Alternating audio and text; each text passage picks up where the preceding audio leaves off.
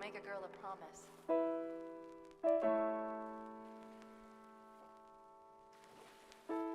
If you know you can't keep it. They let me pick. Did I ever tell you that? Choose whichever Spartan I wanted. You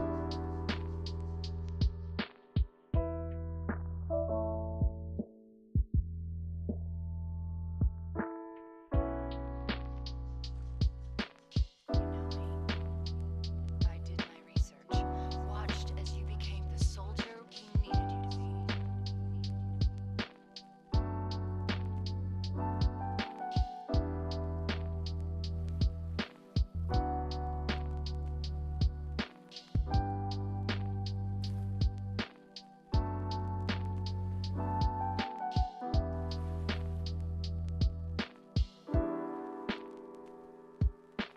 Like the others, you were strong and swift and brave. A natural leader.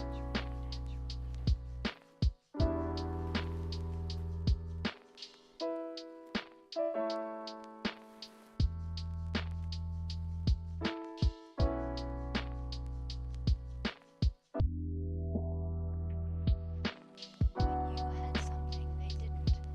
Something no one saw but me.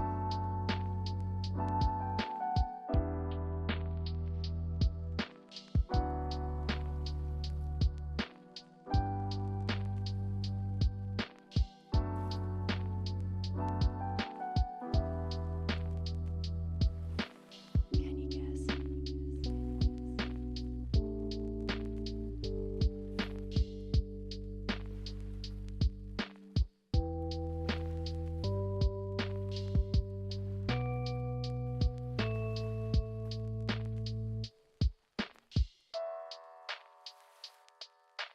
Luck.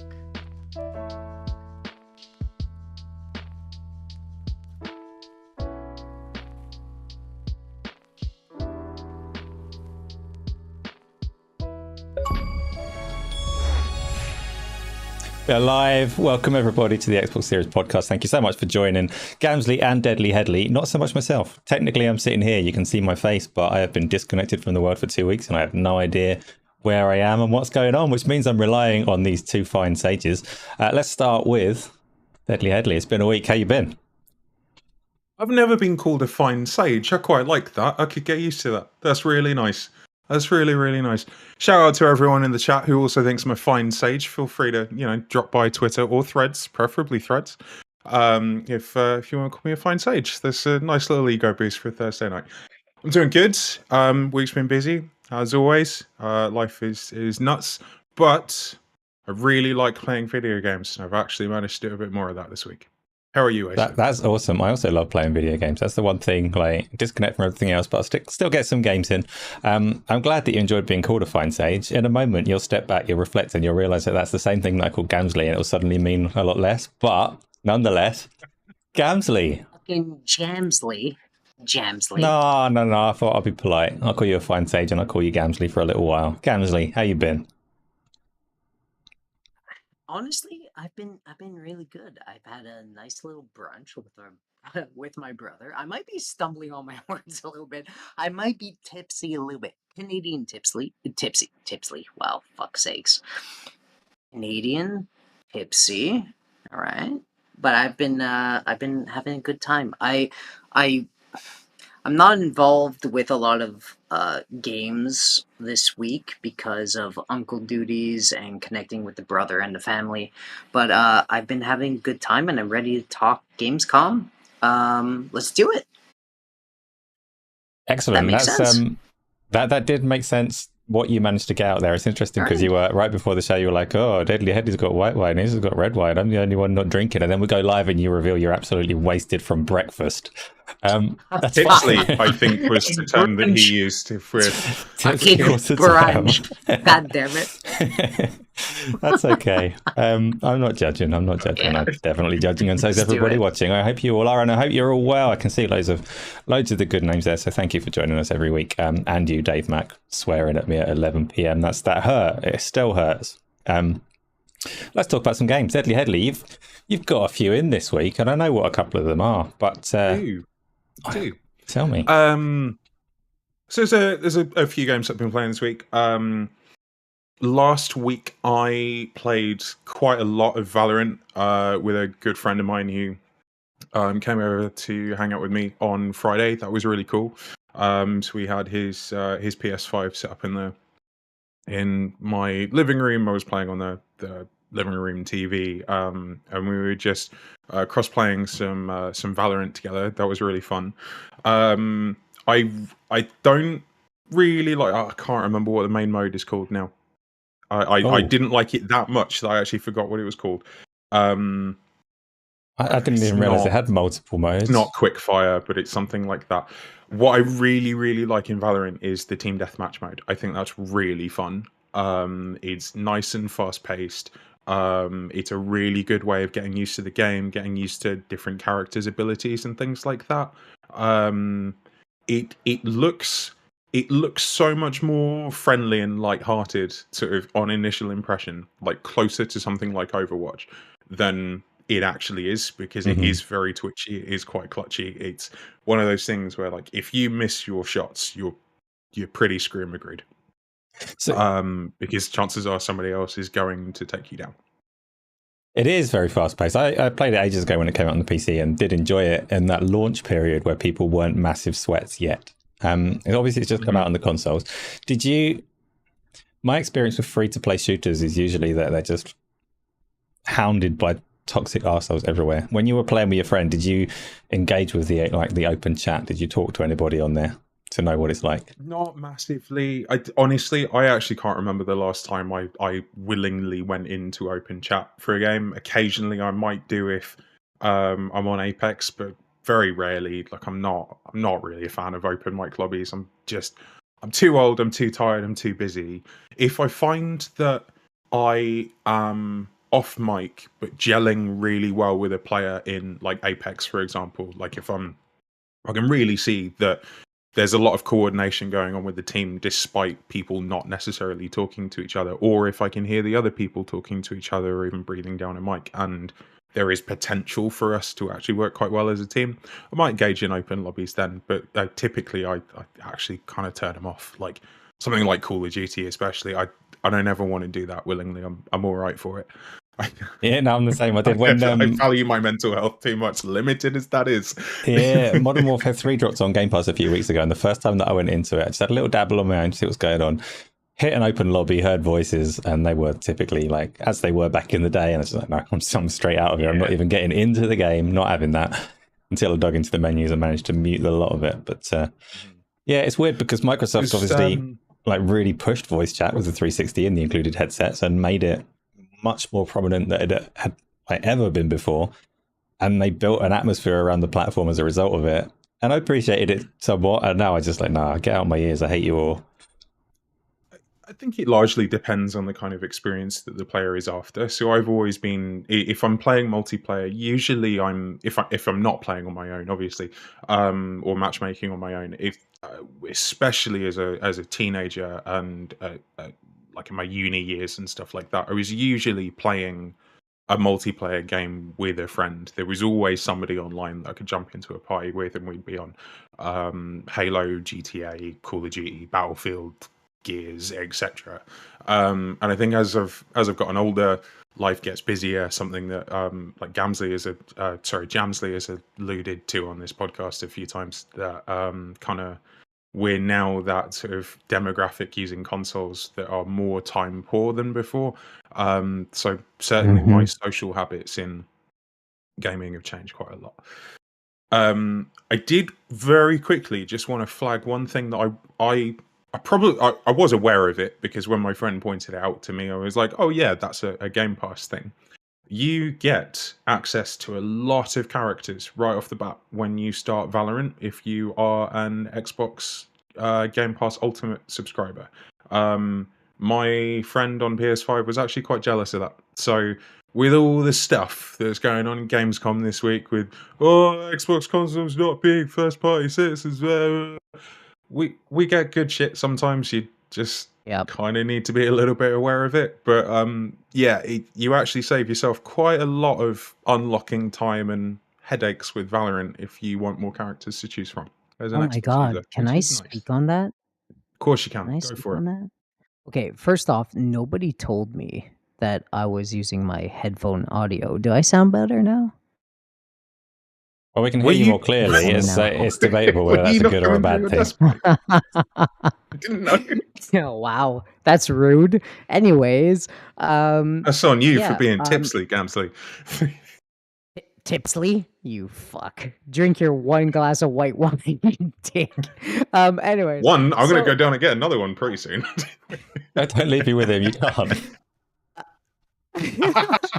so anyways, yeah, no, I love that you brought that up because that Riot partnership was huge for a lot of Mhm. people. Like, for instance, the Riot partnership brought you all the League of Legends characters for free, and the Valorant and everything. Even the Arcane card game, you got like a bunch of benefits on that, even though it's not that gigantic. But yeah, man, it's so strong. Like having all the characters unlocked and saving so much freaking time. I love that perk, and I love Yeah. that you brought it up because we're definitely not second class citizens in any way. The people that buy into the Xbox ecosystem, especially with all the games that are coming Unless you first want to party play wise. Towerborn. Unless you want to play Yeah, Towerborn. unless you want to Wouldn't play Towerborn, that fucking sucks. But we'll talk about that, I'm sure, later on. But yeah, it feels good, especially people that are involved in Riot Games, Valorant included. It's a nice perk. Anyways, so thank you for playing Valorant, instead of Last of Us. I appreciate it. Yeah, I had a good time with Valorant. Well, let's I also played just some Apex Legends as well. we'll get the Apex and the Baldur's Gate There's some soon. other But stuff, Gamzly's just put that in there about The Last of Us. So let's find out what Xbox games Gamzly's been playing. Gamzly, what have you been playing?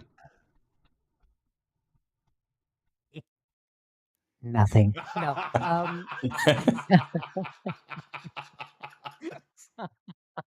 I, Ladies and I called gentlemen, is out how you well throw a on the co-host top. under the bus.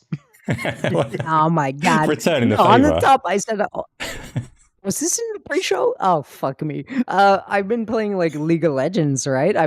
Funny enough, I've been playing Riot IP. So I've been playing a lot of League of Legends, and as you know, the perk is that you unlock all the champions and future champions of that game, and it's really time effective, and I love it. And they've released, I think, like I want to say 6 to 4 characters that are new that I didn't have to pay for, and it's nice to kind of learn them. And they tend to line up the meta where like not directly, not in the first drop of the character, but like 1 month after the character's release, that person will go into meta. It'll be like the best character to play, and then you have better chances of winning if you pick the character. So, yeah, it's been nice to experiment with these characters and climb the ladder. So, yeah, I've been playing League of Legends. How many mostly. characters did they add? Oh my god, 4 to 6 Okay. since the partnership. Thought you said 64. Since the I was just partnership. clarifying. Since the partnership. Yep. Did I? 6 No. 2 4. Mm. 6 Okay, cool. 2 4. Thank you. I'm not that drunk. Jesus, God, fuck. But yeah, I've been really enjoying exploring the new characters. They're awesome. Yeah, I've been doing that, and I also jumped into Mafia. Mafia is awesome. It's just a glorified taxi driving sim. I've really been enjoying it. I have these kind of topic dates with Cleo where we just sit down once a month and have like a big discussion on a certain topic that we want to discuss. And the the Mafia game, funny enough, got me intrigued in the actual Mafia in the 30s during the Prohibition and all of that stuff in the USA. So yeah, it just got me intrigued, and I went down a rabbit hole, and we shared a moment, and it's nice, and I'm enjoying the game. So that's what I've been playing. Very nice, very nice. I've not played any of the Mafia games at all. Do you recommend that I do? Should I try them? I'm not gonna lie when I say a glorified taxi driver game, Like Crazy the actual Taxi, game. or Yes, yeah, it's Crazy Taxi minus the. minus Oh my the god, how am I offspring. going to Yeah. explain this? Well, it's not direct. It's not full on fixated on just driving, so it's not quite amazing like Crazy Taxi and all that, all the stuff that comes with it and all the mechanics that come with that dynamic, but it's well-rounded and it has a very good story of that time period. So if you really like that time period, I think it's really, yeah, explore it. I think you would enjoy it. The story's great and the voice acting's great, and yeah, I don't see why not. I am going to Try add it it to out. the list, and not the list of Yeah. things that Gamzly recommended that I'm going to steer well clear of, but the actual list of things You that I'm going to play, fucking- because I think I do fancy that. And you know that Yeah. there is a list of things Gamzly recommended as well. But I know need what's to a put good some more game. time into Mafia, but I have liked it so far. Yeah. It's yeah, it's fun. Tell He's you what not game I wrong do about like. it being a glorified taxi sim. Well, that's not too bad. I can drive around. Baldur's Gate 3, that's a good game. Been playing any of that, Deadly Headley? I have. So I messed up last night because I kind of meant to have an early night and I didn't. I ended up going to bed far too late. And by late, I mean 2 a.m. Because I was playing Baldur's Gate a lot, and I had a really good time with it. I had a really, really good time. I want to talk about a mission that I did. I'm going to try and not go into too much in terms of spoilers. I am also trying to figure out why my camera is off center, and I'm using the YouTube feed You're on okay, catch up, you know? which is not good. Okay, fine. I can explain that before you tell your story, Deadly Headley. So when we first started doing this show, Yeah, you go on sat well off center. So I had to recrop everything for you to be well off center. Now you're sitting nice and central, and all that cropping doesn't make any sense. So you just stay where you are, and I'll take care of it. Thank you, Asa. So I'm in Act 3 in Baldur's Gate 3. I think I said a couple of weeks ago I'd sort of hit a bit of an impasse where I found that a lot of my quests had not come to dead ends, but had come to points where I was struggling to figure out how to actually progress them. To my shame, but not really, because No, not YouTube. I had to Google. No, Google. Same Just thing. Google. I didn't YouTube. I had to read. I had to use the mind and the eyes and the brain. Didn't just let somebody feed me the information mindlessly. I had to work for it. Had to use those academic skills that have got me to where I am today. I don't really know how to lay that on any thicker than I already have. So as it turns out, there's right.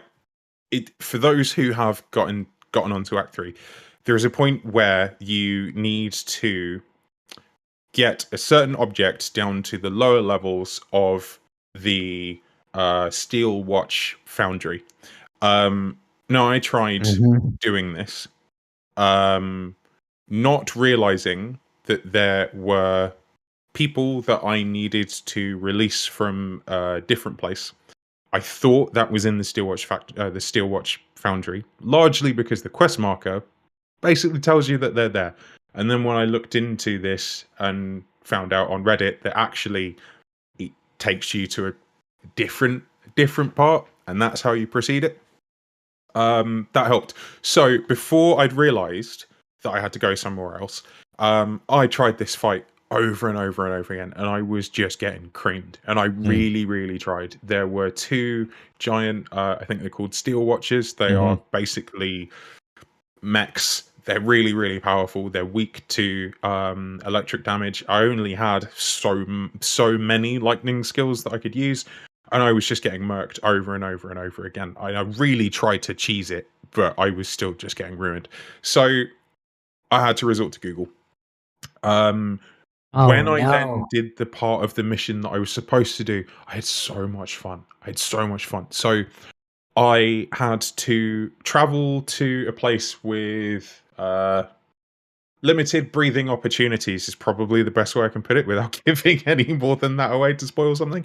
And when you get to this location, you're also told that you have 6 turns to get the people in the place out before you're fucked. Basically, you're brown Did you bread. get You're not coming him? back. How many did you get out? This isn't spoilers. It's just a number.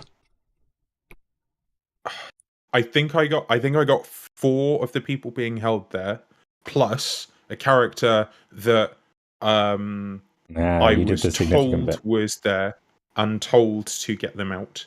There was a point in the dialogue options where basically I could persuade this NPC to tell me how to get everybody out, which was an unnecessarily hard 20 that I had to roll to get that information, only to be told, yeah, if you split your party up, you'll get it. I'm like, I fucking figured that out, dude. I thought you were going to tell me something completely different. So thanks for that. But we got there, so that's fine. So not nearly as stressful as I thought it was going to be. And I was really proud of how I did it. I think I messed up once. So I had to reload my save. I then used Shadowheart to cast Fly on all of my party, so they had so much movement speed, and just sent Karlak in one direction to handle some baddies and keep them from pushing us. At one point, I actually ended up throwing an explosive barrel against a metal door. It shut the doors, which locked enemies from the other side of this chamber out, so they actually couldn't get to me at all, which was hilarious, because otherwise that would have been a fight that Karlak would have had to take on her own, and I would have risked losing her. Shadowheart kept everybody moving. Astarion generally is really great with movement for me, and ranged combat too. And my character sort of handled a lot of the dirty work, also being a barbarian as well. I was just really, really happy with how it came together, and I could not put that game down last night. It felt really, really good to be back on Baldur's Gate, progressing again, because that was something that I was getting frustrated with. Like, I was putting time into Baldur's Gate, but not necessarily achieving that much. I made some real headway with the story, the particular point in the story that I'm doing. Got back to the Steel Foundry watch. It's ready to kick off, and hopefully that fight that I got ruined on over and over and over again will actually be easier, because I think I've got more people on my side this time around. So looking forward to seeing how that plots out over the weekend. None of it counts for anything. You cheated. This is my disappointed face. You're probably like used to it, because I usually make it at Gamzly though. Gamzly, you've done the whole of Baldur's Gate 3. Yes. Are you disappointed in Deadly Headley? Yes. Or did you cheat as well? Even with the caveat that the quest marker was not adequate for purpose. I think that's fair. You both holding your wine glasses makes me feel fucking awful. You know what I mean? Getting on it, man. Need You got any wine. wine? You got wine at home? Dude, I can't Cleo, hold a wine glass. if No, I'm you're kidding. I could listening, do that. Get Jamsley some wine. She's definitely listening, but she's in Perfect. class Cleo, right now. get So Jamsley she's some not gonna do wine.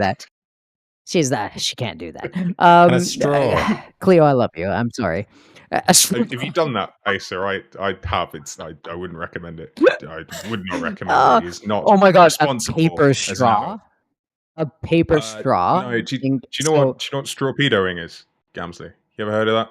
It sounds Fuck. wrong, but it's not. It's It took me a minute to there's a decipher the straw. words then. Right, okay. Please tell me. It's similar. It's similar to shotgunning. Again, drink responsibly. I do not advise this at all. I was far too young, far too stupid, Continue. and I threw up so hard that I actually I'm ready pulled to my be stomach muscles stupid. the following day. Yeah. So That sounds great. usually you can do it with like a smaller, like a let's say a bottle of what's a still non-alcoholic? We're not regulated by Ofcom. Take a regular glass bottle of beer, get a bendy straw, stick it in the top, bend the straw over, and you sort of need to make sure that you're not putting enough pressure on the straw to kill the airflow going out the straw. And then when you drink, it sucks the air out of the bottle and just fires the drink down your throat. It's stuff that, you know, college Okay. kids do, right? But do you have regulations that you can't use a plastic straw like in Canada, and you need a fucking organic? Probably now, but my story was way back when we didn't have regulations and we thought that plastic Well, going there deep you into have the it. planet's core was absolutely fine. Things have changed now, thankfully, because that was Yes. horrifying. Yeah. But yeah, I once I did hate that with a whole bottle of wine, and I do not recommend at all. Don't do it. whole Ever. bottle. Yeah. Bro, do you realize I'm like 5'2" and 115 pounds? Yeah, don't do that. Anyways, so where was the question? I don't Asa, know. remind me of the question, I've got no please, idea where because we are. I he told you, he you just two are the wise sages. I'm just pressing buttons occasionally, which I've actually forgotten I'm supposed to be doing. So, good thing Deadly Headley enjoys the camera attention. Okay, Baldur's Gate. Fucking, I don't remember the question, but yes, I did finish it, and I don't cheat, Asa. I went through it. Yeah, I cheated. There was I a know you lot of did. YouTube, Asa. Yeah, there was a lot of YouTube, a lot of all that stuff because I did get stuck. I did get stuck. In my defense, all right, I played the first playthrough with both my brothers. So one of my brothers is a gamer, and one of my brothers is a casual gamer that like kind of jumps into Civilization and those types of games. He's very picky with his gaming experience, and when he has time off, he uses it wisely. But yeah, so when we were going through it together, they skipped a bunch of stuff, Asa. So I started to in that playthrough, I started to not really care, so I wasn't paying attention. So when they got stuck, I was the one to go, like look at guides and YouTube because I was disconnected at some point. So yeah, I did cheat, Asa. I did cheat. I'm sorry. I'm not as good as you, Asa. Clearly. I admit The it. thing is, there's so many layers of complexity to Baldur's Gate. Is there? Obviously, yeah. If you're looking at walkthroughs to do the entire game, like it's my opinion on it is it's down to you in terms of what you feel like you might be taking away from your experience. It's definitely not how I want to play the game. But I think I'd spent a long time in Act 3 trying to figure out how I could move any of my quests forward. I've still got a load that I need to try and move forward, but hopefully taking care of some of those might have a bit of a ripple effect on some of the others. I'm not sure. But I think the thing that I'm really loving about Baldur's Gate generally is that air of discoverability. I still feel like there's more and more for me to uncover and figure out and find and enjoy. I'm not gonna lie, Go on. Deadly, when you get to the second last boss, when you get to the second last boss, there is some confusion. So I would really start paying attention now because I had a rough time with Asa. I tuned in on the stream during this section. It's a reoccurring character in a moment, like you know what I'm talking about. My God, I can't spoil it, but there's Do a I certain know this character reoccurring. How maybe? Just say Well, yes. it's the main. Yes. No, you don't. It's the main. It's one of the main characters in the other Baldur's Gate games, but you don't really know him, so I'm really hesitant. Oh, Geralt. Yes, Doug Cockle. Geralt. It's voiced by Doug Cockle, The Witcher. Oh, okay. Yeah. So I'm gonna trust you, but I don't even know. But yes, that guy with the mask, metal mask that we're talking about. He's that part Correct. is savagely annoying. So I hope you pay attention from this point on because even the YouTube videos, I'm not even joking. Even the YouTube explanation of what to do in this scenario is annoying. So I hope you start paying attention now to that Yeah, question. no, I remember that bit well. Quest. It's a particular battle, and you've got this really obvious choice in how you approach it, like what you're going to target and what you're not. And you look at it and you go, well, I can target that, The consequence of targeting that is this, and the consequence of not targeting it is this, and both of them, I'm fucked. Oh, that's quite difficult. And it is quite a hard fight, the one that he's talking about. So good luck with it. By the way, I'm not actually a massive gatekeeping arsehole. If you want to use guides and complete your games with those and just walk around with the shame, that's fine. Do it. It's Enjoy it, exclusively embrace it. stealth games that like there's zero tolerance on stealth. Yeah. No, you can do them if you want. Just I'm not going to. You can't make me. Let's talk about what I've been playing, and then we'll do the topics. I've properly finished Doom Eternal, Ancient Gods Part 2 done. So the Slayers, the Grizzly Chief's adventure is actually closed off and finished. And when I did it, it popped up a little achievement that said 0.47 players have this achievement just for finishing the Ancient Gods expansion, which is like, it's a significant expansion because it is the conclusion of Doom. So that was interesting, right? Is it interesting? Because nobody plays Xbox, right? So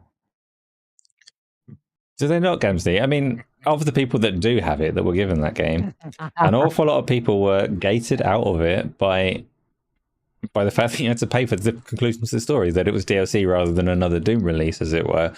That they took what is, like, it's not just, I don't know, you look at like Shattered Space for Starfield or something, or like any DLC for pretty much any game, and they are quite optional and they can add a bit of flavour and stuff and such, but it's quite unusual that they go, hey, we're going to end this massive saga in a bit of DLC that a lot of people aren't going to get through. So, but I did. I'm a hero. dude, I'm so proud of you. I'm so proud of you. Did you play Hinterberg yet? Of course not, honestly. It's, you know, I might at some God point. damn it. I did see, Asa, sure? that you were playing some Cyberpunk. Did you get much time on that?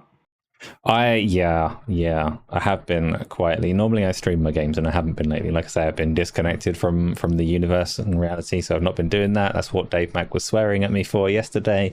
Yeah, I'm trying to decide for myself on Cyberpunk whether I want to do Phantom Liberty or not, because I've not finished Cyberpunk base game, and they said in the reveal for Phantom Liberty that it gives you a happy ending if you want. Like, it gives you an option of getting a different ending to what you had in the base game, and I'm not sure I want that ending the first time around. I want... How far into the base game do you think you are? That's really difficult. I've got no idea because I played it on and off for so many years now. I have an easy what? Okay, so are you at the part where they give you the option to end it all right now? No. And don't move on. Have you? No? Okay, so That you're was how your play was. around. Yes, the first one. Yeah, so you're about probably still like 70-ish% in, if I had to guess. If you haven't take your got word to for that it. point, like, it's a seminal point. It's a seminal point. So if you didn't hit that point, you're basically 70% in, is the average. So at that point. So if you haven't hit that point, you're probably below that. Fair. No, I haven't What are hit your that point. thoughts? So meaning you suck, Asa. No, I'm kidding. What, You're just what are your thoughts, having Gamzly, fun. on jumping into the DLC before finishing the base game, specifically with Cyberpunk? And have you finished the DLC? I haven't yet, but I have finished the base game. It's just it's so much better than the base game. Like, the expansion, if you paid it and all that stuff, if you're just jumping into Cyberpunk right now, it is 80% better, probably like close to 80% better than the base game. So, yeah, that's my take on it. It's just better in every way. Did I finish the DLC? No, I didn't finish the DLC because I already beat, well, quote unquote, beat the base game, and I'm in my second playthrough, but I'm really hardcore into searching everything. Whereas when I was in the base game, I really didn't actually take my time. I kind of got all I could get out of it, the point in time that I was just ready for it to end. So I ended it. I was like, oh, I'm curious about this. Is it going to actually end? And it did. And I was satisfied. I just dropped it. But I'm on that playthrough right now. It's gonna take me some time to get through the full experience of the new game. If that makes sense. But if you haven't played it since the version 2 and the Phantom Liberty and all of that stuff, it is mostly very, very good now. Which I wouldn't say it was at launch. Yeah. Despite the fact that there's so much of the stuff that is good now was present at launch. And I can play it today and the pedestrians are still constantly walking into me if I stand on a normal street, which is like, there are still things that could be better in it, but it is overall just brilliant now. Yeah. It is the way skills are managed, the way you level up, the different combat options that you've got, the way it's so much easier to manage your class and manage your build now. It is also compared to too launch. easy. That's one thing I will say. Like, because they're giving you such interesting choices in the way that you develop your character and the skill set that you pick up, the game is very, very easy. And that's one thing that I am finding. Like, you're just massively powerful, which can be fun in itself. But it's a bit weird. Anyway, let's talk about, because there is stuff going on. Much as I haven't been paying any attention, you may have seen some things that are going on. So let's get into our actual topics for the week. Headley, you're the wisest of sages that we've got right now. No. Sorry, Gamzly. But you are Tipsley. Otherwise, it might be a little bit more competitive. But Tipsley Gamzly can't possibly take the crown. So Headley, talk to me about this week's gaming stuff. You guys are holding 2 wine glasses. God damn it.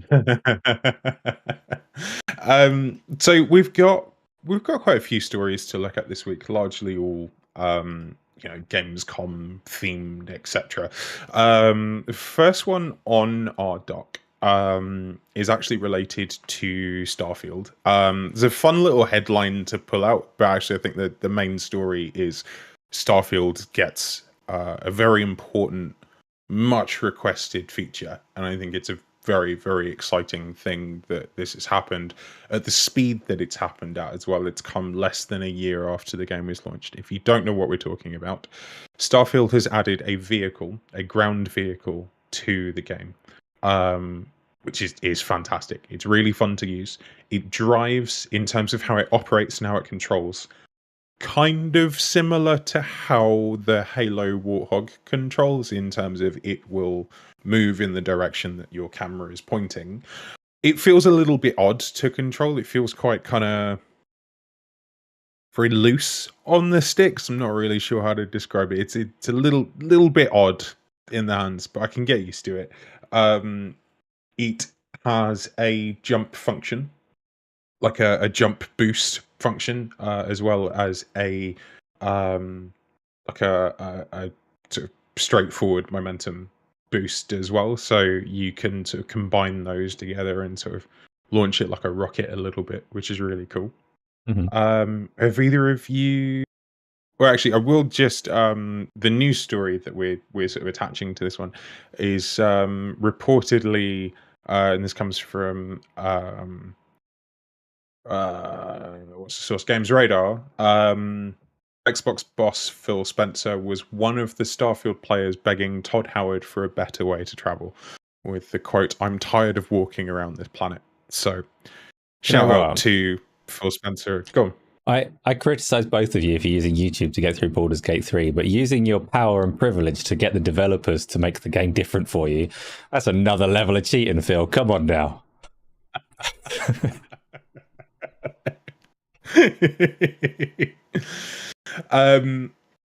Have you guys had the chance to play with this at all, or what? Literally putting the trailer up there was the first I've even now? seen of it. I'm kind of waiting for Shattered Space before I go back to Starfield. I didn't realize that was out. It sounds like you've been hands on with it and have been driving around, so that's neat. Gamzly, have you Briefly. had a go at it? No. I've been drinking. No, I'm kidding. I've been playing with a little child. No, I'm kidding. That's fucked up. I mean, His nephew. Yes, your nephew. He has a nephew. I've Not been weird. playing like, yeah, it's not weird. Not in a weird way. Anyways, I'm not gonna fucking explain myself. Yeah, no, not yet. I saw the trailer and I'm really intrigued. I have to admit, when playing Starfield, I I don't actually see the point in this because I haven't explored the planet to the extent to find something so far in the distance that actually makes the traversal worth it, like having a vehicle worth it. That's just my feeling, and out of the 38-ish hours to 40 hours that I had with it and I completed the game, I didn't really feel the need for it. That's just the real emotion, and I don't know if that's because of the points on the map that I chose to land, because as you know, like there's multiple points on a planet that you can choose to land on, and then it's segmented, and then you can walk around and discover things. So I haven't done that a ton, and the times that I did land on specific randoms places on a planet to explore, it was walkable to explore and find interesting things. So I'm not sure how much this helps me, but I'm still intrigued. Yeah, I don't really think it's a big deal. I got what I wanted from the game, so yeah. That's just me being real. Asa, What? I love you. I thought so. That's it. Well, there we go. There's Starfield. You've got cars to drive around now, or you can wait until Shattered Space. There's more content coming for it. Yeah. Which we have a release date for now, which is September 30th. Yeah. Which is not that long away because it's September, like end of next week or just after, something like that. It's actually Starfield's managed to make its way up to relatively high on my list of things to play next, but there's some big games alongside it. It's difficult to play What else everything. is there? On that I list, can't what? say without shaming myself, so I'm not going to. You're going to talk Fine, about one of NDA, them- then I'm like, what are you up to? No, definitely nothing like that. It's just that one of them is Red Dead Redemption 2, and you can't very well confess to having never played Red Dead Redemption 2. But I may have just done that. Wow, So that is a shocking revelation that you have just experienced live. that's why I wanted to keep on the it to Xbox myself. Series Really? podcast. Yeah, But you I pushed. don't blame you, Asa. I do. There are Right. so many games I could say that about. We've been all over those. Yeah, definitely have. I Definitely don't have. even know what You're in fuck for a is good time happening. with Red Dead. Are you playing it on PC? I've not started Red Dead yet. I'm playing Cyberpunk at the moment. I'm going to finish that as my next one. I haven't decided what to jump on next, but Starfield and Red Dead 2 are both high on the Dude. list. Red Dead, okay. Red Dead 2 is so phenomenal that, okay, shit. It's so on another level. The thing that I couldn't get past is the slowness, and I think a lot of people couldn't get past the slowness of doing everything, like opening a drawer and studying it, and then like flipping the things around in the desk before you pick it up or whatever. It's a very slow game in its mechanics, but the storytelling in Red Dead is just so phenomenal, and I can't wait to hear your opinion if you ever do actually complete this game. Red Dead is special, and I don't know if at the time of release gamers were ready for this game. Like, I think this game, well, fuck, what am I even saying? Like, it sold phenomenally well, right? But I don't know the completion rate, and that is a telling statistic in some cases. Man, if this came out maybe in like 10 years, maybe it would be like blown up completely, because I believe it didn't even win game of the year, right? It was God of War. And that's very fucking telling, because I think this is in every way, and not to go into console wars or whatever, I really do think that Red Dead Redemption 2 is just too good of a video game to actually appeal to most people playing video games. And that's not being harsh. That's just, I don't think people were ready for the amount of interaction that game is presenting at the moment. But it is exceptional, because I don't think God of War touches this game. But anyway, I'm glad, I'm happy to see what you think about it. Dave Mack, explain I yourself. love Why Red is there Dead no 2. chance that I'm ever going to complete Red Dead? Why is there no chance? I know the first time There's no fucking I said chance. I've never played it. I have played through the snowy section, which is essentially the tutorial, and I couldn't do. Yeah, it's the intro. I called them tutorial as well because it is teaching you the mechanics, but I couldn't deal with hold A to ride horse alongside person for as much as it makes you do it in that section. I'm like, no, let me play. This I want to shoot conversation stuff. alone is making me want to get back into it, because it is a beautiful game. Visually, it's beautiful. I think you're right, Gamzly, in that it is slow. It feels like one of those games that is slow on purpose. It's a game that, like, it almost feels a little bit cathartic and therapeutic to walk at like a normal horse riding Definitely speed takes through. Sorry. definitely takes a certain mood, you know? Like if you're Yeah, not it in does. It does. I love that patient mood. I mood, I love yeah. taking this game at a much slower pace. I think it's, yeah, there's something special about it for sure. I really enjoyed it. I really That enjoyed it. that's me though. I'm ever I so want to patient. get back on it actually.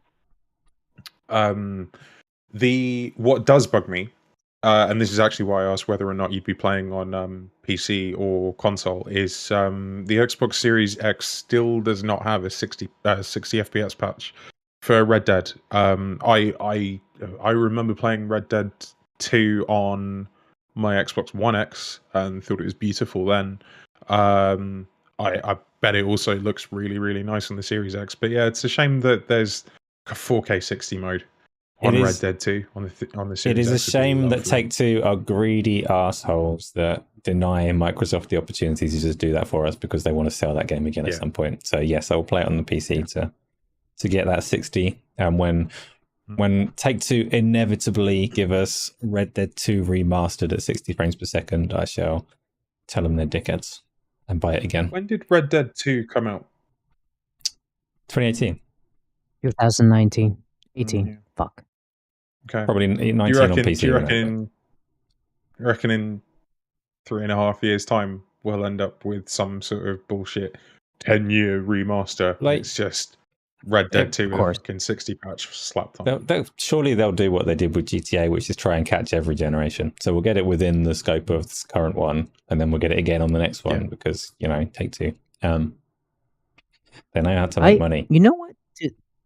To speak on that, and I know that we're gonna get into certain things that might lead into this, but I'm so convinced that the day of like remasters is almost done.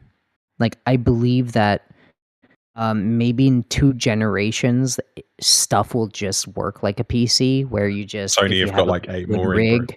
Sony have got like 8 more in. Yeah. Easy. Yeah. If you have like in Microsoft, do The Last of Us for a 4th time, and then you've got to do The Last of Us 2 for a 3rd time. There's going to be a Last of Us 100%. 3 at that point. I so know there's going that- to end up being a Last of Us 3 remastered. You got both the Horizon games. You got the Uncharted Here's the games. thing. They're due a remaster. Shut up for a second, Deadly. loads that they'll do. Gamzly. Stop it. No, but for real though, real talk, that like Game Pass and cloud gaming and all that stuff, it's just how Microsoft is moving, of like talking about generation, like closing the gap in generations and having back catalogs and all that stuff. It just screams to me that the next consoles are just gonna work like PCs and updated PCs where certain specs just play the game better, and the next generation of Xbox will behave just as much, where Red Dead 2, whatever version is made for Xbox, whatever, it will play better and easier on the next generation as it comes. I really truly believe that, and I think that slowly things are changing in that direction, so I can't fucking wait for that, because I'm just so sick of rebuying the same game, especially on Nintendo. Nintendo won't do that. PlayStation probably will at some point follow suit, but I think it's the right direction for us, It's just the right direction for consumers. I think it's a Especially little with Game bit Pass and cloud. I think existing. the console industry is a really awkward and sort of difficult crossroad here, because and it's sort of, I can't remember when you said it, Asa, but I remember it may have even been on Game On Daily, so pre this show. You were talking about how Xbox had sort of they've built an ecosystem whereby it's easier for them to release games on multiple iterations of hardware, which is partly why the Series hardware is doing what it is with the Series X, the Series X, and the Series S. They're still catering for the Xbox One in certain scenarios, and it sort of feels like the roadmap going forward for them is to have software that can work on multiple platform levels. And I think at the start of this generation, we saw Sony talk about, quote, we believe in generations. That very quickly starts rolling back when you're in an economy where people can't actually afford to jump into new hardware. And I do think that still remains a problem. That's a little sort of side anecdote. Friend at work I haven't mentioned or talked about on the show before. We started talking about gaming the other day. I asked him what he played on. He said, "Oh, I'm still on an Xbox One." I said, "Do you think you'll upgrade at some point?" And he went, "I want to. I'm definitely ready to. My Xbox One is on its last legs. They're just so expensive now. They haven't come down in price." And that's really the problem that the console industry is having right now. So I agree with you, Gamzly, that it would be nice to see platform holders get to a point where they can move their audiences with their hardware. But the reality is consumer behavior doesn't work that way anymore. And they've got to try and sort of navigate this dichotomy between people who are willing to spend more money on hardware and software and people who don't have the money to invest in new hardware and can't justify moving over because they've got games that are already running on that hardware. Yeah, Then but you look at from the platform holders perspective, they're getting MTXs from everything, so they don't really feel that need to force people up a hardware chain. I well, agree with you that remasters are fucking outdated as hell, but well, that's where do you go with it? isn't the contrary that update, like there's more incentive. So selling a remaster only on a PlayStation 5 is what you're talking about, and just having this static version where that will just simply play on every single device that you have, whether it's a last gen conversation or not. Doesn't that contradict? Like, isn't the Xbox route, if they do choose to do that, of saying like, look, developers, stop being fucking greedy, make one thing that kind of envelops the Xbox PC environment, and then whatever And spec a person has, it'll upscale and whatever, versus the PlayStation 5 one that is remaster for full price, but therein to was the be able kicker, to though. benefit Like, from the power. you two are actually, you're pretty much on the same page with what you're saying. In that, Yeah. yes, the generation is supposed potentially Microsoft are well geared for that, and having a game that will scale across generations makes things much easier from the platform holder perspective. It makes things much easier from the consumer perspective. The problem, the reason that we haven't seen it happen with a game like Red Dead Redemption 2 already, which could perform better on the Series X than it does, is that they cannot force those greedy developers that you were talking about, or greedy publishers is more fair. They cannot force them to dance to their tune, which is the same reason that most publishers aren't doing cross-buy between Xbox and PC at the moment. Microsoft pushed for that hard, pushed for it early when the Series X came out. They pushed for back compat everywhere, but they cannot make greedy publishers dance to a consumer-friendly tune when they are.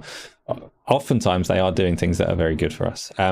But let's move on to, because Red Dead Redemption 2 is not today's thing, it's Gamescom at the moment. So what else have we got? Deadly Headley, help me out because I haven't seen any of it. What's next? Okay. Another quick fire story, and this actually sort of relates into another story that we will touch on towards the end of the show.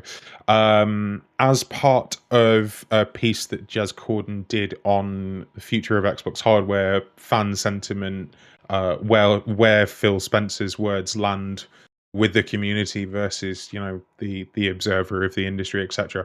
Among that article, there was a bit of interesting information that Insider Gaming have pulled out, reporting that Sea of Thieves has sold more than 1 million copies on PlayStation, according to a report from Jez Corden, or via Jez Corden, which is huge if true. If Xbox has indeed sold 1 million copies of Sea of Thieves on PlayStation, that really does confirm that they're going to keep doing this, because that's a lot of money, that's a lot of sales, that's a lot of players, And if it has worked for them, which evidently it seems like it seems like they're happy with that. It's going to keep happening. That's really the story. That's it. Sea of Thieves sold a lot. What do you guys think about it? That's a lot. That is like 1 million is nothing to scoff at when you're selling. Do you know what price that actually released out on PlayStation? I know it was somewhere between. I want to say 40. It was something like that. I want to say $40. I think. Yeah, multiply that by 1 million. You're doing all right for yourself for a little port, aren't you? A little port after the fact that's done no harm to anybody whatsoever. So, yeah, we'll see more. And yeah, I'm still really disappointed with Sea of Thieves myself personally on a gameplay level. Like, I loved it almost, but it didn't evolve in the direction that I personally wanted it to. It didn't reach the potential that I saw in it myself. So, yeah, hopefully those 1 million people will enjoy it and play it, but I can't imagine going back to it anytime soon. But what about you? Do you actually play it at all? No, I actually don't. No, do you, Gamzly? I played it. Yeah, I played it with my brother. I think I said this before, but I played it with my brother on launch day for a long time where it was pretty barren, and then we had our break, and then we went back to it when it had the Pirates of the Caribbean kind of update, and it was vastly different. It had just a ton of content to enjoy. This game is special and fun. I'm super proud. I'm super happy that it did so well on the PlayStation platform, because I really believe, like, just look at the numbers. We have so much like negative things coming out of this because we're trying to doom and gloom Xbox a little bit, but a million plus players is a lot of people and a lot of interest, and it wouldn't have been obtained if it wasn't put on that thing. So those people playing where it's available and having so much intrigue is keeping that studio very healthy within Xbox and within Microsoft, and that should be a good thing. And that's a million players they wouldn't have had. So yeah, kudos to that team, and kudos to the game for being so awesome and evolving yearly. I won't jump in very easily nowadays. Like, if another update pops up in the same vein as the Pirates of the Caribbean thing, if another update goes, I'm not going to be very interesting because I'm just at a different place. I'm not in that mood, but it's a good game, and don't write it off as a good game. I'm really happy with the news. Let's do that. Let's be happy. Let's play games, Asa. We're going to, but not Sea of Thieves. Just to explain, because come on, I was fairly vague on what about it. I kind of, I've said in chat there that I wished that the stuff that you do in it mattered more. And it's well known for not having like progression systems in any kind of like power creep kind of way, so that you can all play together. And I like that. But kind of the epitome of what I don't like about it is that you can go into a menu and select what scars your character has. And I would have been so much more satisfied if your play session meant something and you could pick up a scar because you were bitten by a shark or something. And then you had a scar on your arm and it mattered. And the thing that you had done was reflected on your character. There was like some meaning to the time that you spent, not a menu to select things. And everything about Sea of Thieves is just like so thin in what it means as you do it. There's the grind through reputations, but there's not that much else. I really wanted, and I think a lot of people assumed that it would be present just because it's a pirate game and pirate culture is quite limited. I really wanted to pick up the curse from Pirates of the Caribbean sometime. I thought that would be like a part of the game, a thing that happens to you. You can get afflicted with a curse like that, and you're going to be stuck with that until you find a way to deal with it. Or maybe you want to remain a skeleton whenever it's nighttime, but this would just be a thing of meaning that happens. And it's not, it's all just like inconsequential. So that's feels the like reason a world that you're living in rather than a living world itself. Yeah, and it's weird because before the game came out, when they had the beta, the very last day that I played the beta, you know, you don't get to make a character, right? Your character is randomly generated, and that some people hate that, and I didn't mind it. I figured that gives them the power to do these things that I'm talking about, to let you scar it, to let you live as that pirate, and let them evolve and develop as time goes by. And the last day of the beta, I logged in the pirate that I had made, And it was like they had accelerated the time in the world, and he just got to like maximum age on a slider. Logged him in, and he didn't look the same anymore. He looked like 1,000 years old.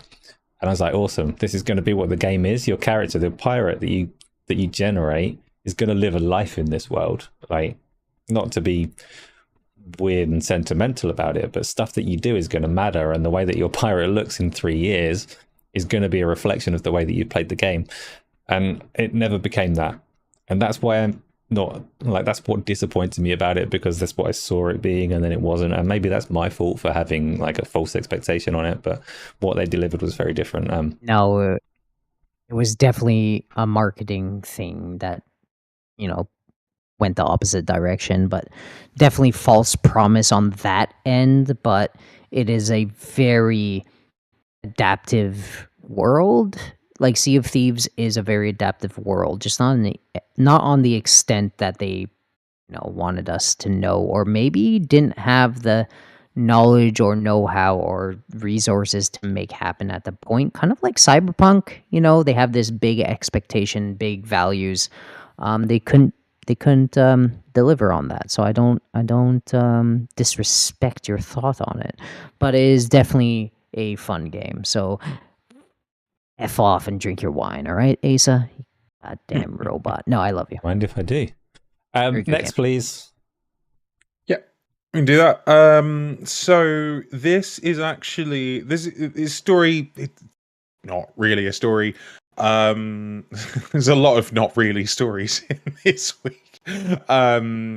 I've put this story in as a bit of a springboard into a conversation that we can have about Xbox, because this particular story is more PlayStation focused. So, unless you've been living under a rock, and I can always tell. To be fair, you specifically have been living under a digital rock. That's fine, but you're probably still aware that Wukong is doing so nice here. Crazy numbers. I can imagine. Can I join you? No. Send me rock. the address of your rock. Yeah, that's fair. Yeah, I'm genuinely not aware of what Wukong's doing. Tell me. Okay. Wukong is doing ridiculous numbers on Steam, and I know that it's doing ridiculous numbers on Steam because when my casual friends say to me, "Is this coming to Xbox?" and I go, "I'm really sorry, bro. It's been delayed." I know that they're missing out on something, which is a real shame. And actually, this person in particular, I know he really likes Souls-like. He actually keeps on asking me whether or not I've tried Elden Ring. But I haven't. But I know he's really liking Lies of P. I think he gave Flintlock a go. But anyway, there is a new Souls-like out. It's Wukong. It's doing ridiculous numbers on Steam. Like, it broke more than 2 million concurrent players earlier this week. So it is now set the record for the most played game at any one given time. It has reportedly also boosted PS5 console sales I want to say in China specifically. The question that I wanted to use that story to springboard into, because obviously it's not on Xbox right now, it is on PlayStation, it is moving hardware, and moving hardware is a problem that Microsoft generally has. I think it's fair to say that exclusive games do still drive hardware to a certain extent. I use the word exclusive loosely in this case because it's sort of de facto exclusive, having not in a good enough shape to launch on Xbox yet, but it will come at some point. But for now, you can only play it on PS5 if you want to play it on a console or PC. So the question that I have is, how does Xbox put a stop to this continuous pattern of viral games coming to the platform late? And obviously there have been exceptions. Palworld was a great exception for that. Palworld was a viral game that launched on Xbox. It did really well for it. It brought players into Game Pass. There was a video that I shared and talked about on this show back when Palworld first came out, of a girl who, or a woman who discovered the joys of Game Pass and all the content that was on there just because she wanted to go and check out Palworld, and she was playing remotely on her MacBook, I think. So we do know that games can do this for Xbox as well, but this is a pattern that keeps on happening. What can Xbox do about it? Gamzly. No, less muted, please. Oh, he's not. See that? I'm not muted. Cleo just walked in. Hello. So Cleo, get Gamzly the wine. they said Cleo get Gamzly wine. Don't do that. I'm already drunk. So uh, I so just last week, I said the biggest challenge of Xbox right now is to try to get games that are high, like to try to get games day one that have big kind of audiences or intrigue in it and not have to kind of overpay for it. And that's sadly the reality. They're just going to have to overpay until, oh, that's wine. That's, Thanks, Cleo. they said thank you. That's a whole bottle. I can't open this, Cleo. Thanks. But yeah, that's the That's our whole thing next about topic for the Xbox show, right by now. the way, As they Gamzly. Sorry we didn't tell you. so that's that's going to be the whole thing, is turning the ship around, building a service, having a platform, having this multi kind of platform idea, and then also growing the hardware. That's the crux of it. It's like, how do we grow everything, because people are obviously like, they don't obviously have a brand power that Nintendo and PlayStation have. So how do we kind of appeal to everybody and be on everything and kind of grow ourselves at the same time? The biggest thing is to get day one releases on their platform consistently with demand. And that's the struggle. Is how? I have no idea, man. It's just have to overpay, and that's the reality. They have to go over there and look at this game and say, is it worth it? Are we trying to grow in China? Are we trying to grow in Japan? How valuable are these sales? How valuable is it to have hardware in these specific instances, and is the volume worth it in these regions? And then overpay for it, because that's just where they are. They're just not as popular in these regions, and dude, it's just they gotta send teams out there and pay for it. And I don't think they're willing to do that at the moment, because they haven't even started to get their stuff out in a cadence that people will actually recognize them. You know, so they need to get Call of Duty out. They have to have that land and be good. They have to get Indiana Jones out. They got to get Avowed out. They got to get all these games out. Towerborn, even though we're going to talk about that later. They got to get all these games out and hit it and have people have a good perception of it. Mhm. And then they could, start thinking about everything else, because it hasn't kicked off yet. And I think these games are valuable enough that they don't need those sales in those regions as much as we think they do. But anyways, that's all I'm going to say.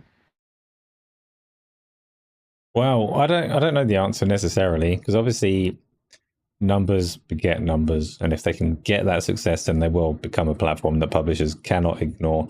At the same time, I do think maybe they're not that good at identifying gems early, which is a very, very difficult thing to do.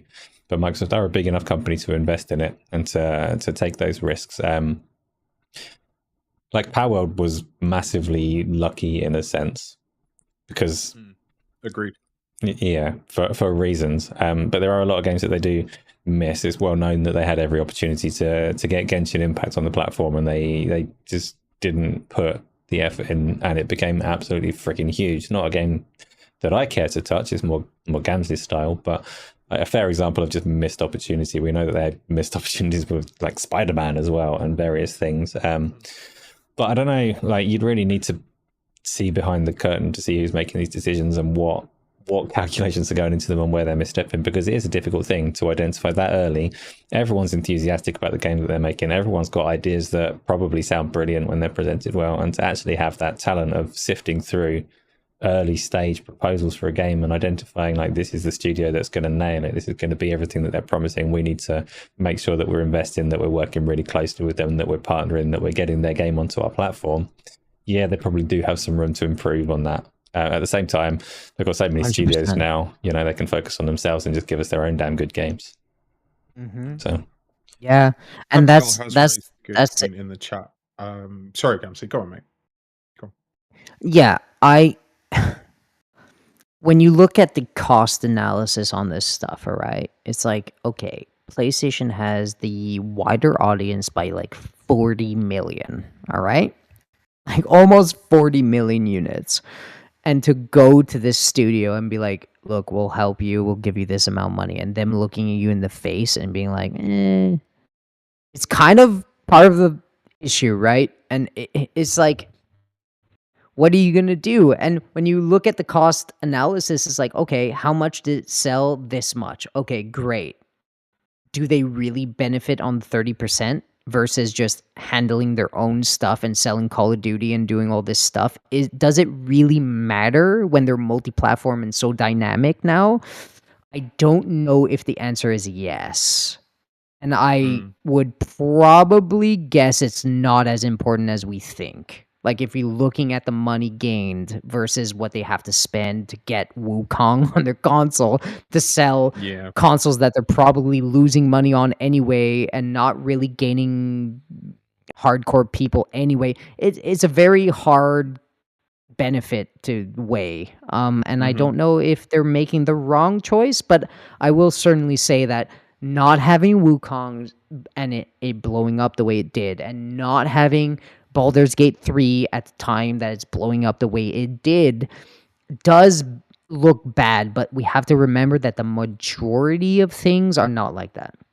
Like, the majority of things do not end up like that. And to pretend that these things are controllable is a little bit offsetting, and I don't think it's realistic. It's very hard to predict the virality of Wukong. If you told me that Wukong was going to have more than 2 million players on it within its first Yeah, no couple way, of days right? online, I wouldn't have believed you. There's no way I would have believed that. Well, it was Wukong, good for heavily Wukong. sorry, I'm so sorry. I'm talking a No, lot. no, I'm you're sorry. good. I'll let you go, Good. Asa.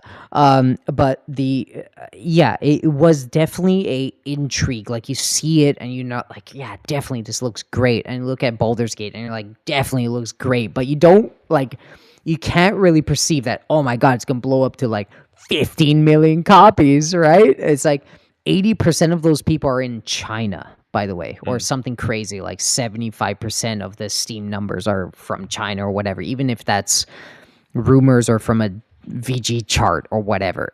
Point is that a lot of it is from China, and those consoles are heavily, like, their mindset is PlayStation, if anything, nowhere near Xbox, and I don't think they can control that. But To again, the like that's degree what I was that we going to think say it though. can. Like, specifically the 2 million on Steam, so we can't even really factor in the fact Yeah. that obviously PlayStation will play a factor in this being the console that it's currently available on.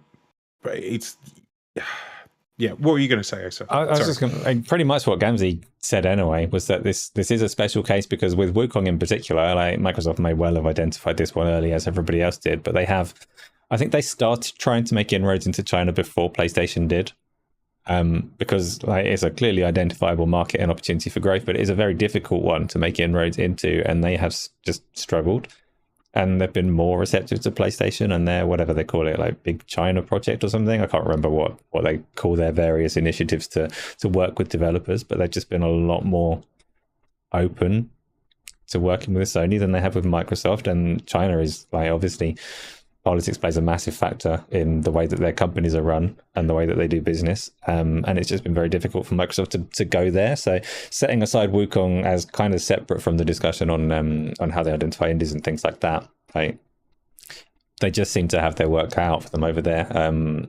And I'm not sure if their appetite has waned, because obviously it was a few years ago that they started trying that, and I don't know if this is one of those things where they go, well, like they seem to be doing with Japan, where they talked a big game for a long time and they tried really hard, and we got the Lost Odysseys and the Blue Dragons, and then it didn't do what they wanted, and at some point they go, well, we're just throwing money at a wall here. We should probably, like, focus on things we can actually win. That might be what's happening in that particular case, and I don't know that they're necessarily wrong to figure that out for themselves, but And not to like put a not to just not to give them leeway. Like I agree, it's kind of sad. Like we all know the uphill battle Xbox has. We all know that it's kind of sad that they have so much money and they're not they're losing, right? They have so much. Well, we think they have so much reign over what they can and can't do, but the reality is that they're just not I think in they terms of used to. They loyalty. used to. Yeah, Pre ABK and in Bethesda, terms. they used to. They don't anymore. Yeah. Well, yes and no, because we know that before the generation started, like PlayStation was super aggressive to be like, no, we're gonna go aggressive on these third party developers. Imagine if they didn't buy ABK and PlayStation aggressively got the exclusives to Starfield and all that stuff that they wanted to, and got the deal to COD and all that stuff. Like they wanted to really punch Xbox in the face this generation, and without Xbox kind of doing what they did, I don't think we'd have what we're thinking we'd have. Like I don't even think that Xbox would be safe. Period. Like imagine if Bethesda wasn't purchased. Imagine if COD wasn't associated with Xbox and they didn't go this route. Imagine how shallow Xbox would be right now. And that's a daunting look. And PlayStation was very aggressive on it. And they should have been, and they should be, and were in the position to be so aggressive. But we're just in a time where Xbox has to do what they're doing. And I don't really agree. Like we can all stand here and get angry at them, and I really don't think they handled it very well. I do admit I don't think they handled much of this very well, but The third they party have to do it. strategy generally, Yeah. you mean? Yeah. Yeah. Yeah, I all of think that. And I here's just the and thing, they're on like, the uphill battle, Deadly. They have to pay. yeah. They probably have to go over there at Wukong and be like, "Here's that fucking 50 million or something." It's like, "No, we're not gonna." It's Here's fucked the up. thing: the optics for the fan bases specifically on the third party strategy isn't great. But objectively, when I look at what Xbox is doing, and I know we've said on this podcast a lot, like I'm okay with it. Like I get all the content that I want on Xbox on Game Pass day one if you're on Game Pass Ultimate. And I like the content that Xbox brings to the table. I like the content produced by the studios that Xbox owns. One of the most exciting points in Xbox's history for me was when it announced that it was buying Bethesda, because I think at that point I'm like, okay, so They're all of serious. your big Bethesda titles and the smaller ones that are still pretty meaty, and I include things like Blade in that, for example, from Arcane Leon.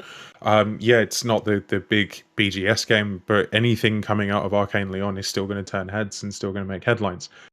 I think the reality, based on what we've seen from, we're sort of jumping on this topic a little bit prematurely, but actually it's already 9:30. None of us really have anything massively concrete to say about what we've seen at Gamescom, by the way, chat, because we've all been really busy.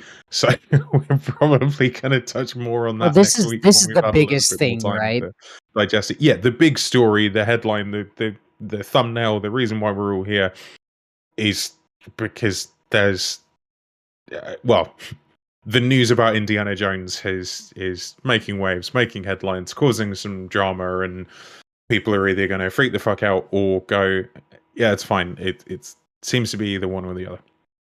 I think the writing's really on the wall now to put Bethesda games, especially games that aren't necessarily the big tent poles like Starfield. So, okay, Starfield being exclusive, or at least temporarily exclusive to the Xbox platform, I think was a big deal. I think it was a really important move for Microsoft, and I think if the shoe was on the other foot, if Starfield ended up being exclusive for PlayStation, I think this generation Microsoft would be in a lot of trouble, because it's a title that's too big for a platform that already struggles to get the quote unquote big titles through the door for that platform to miss.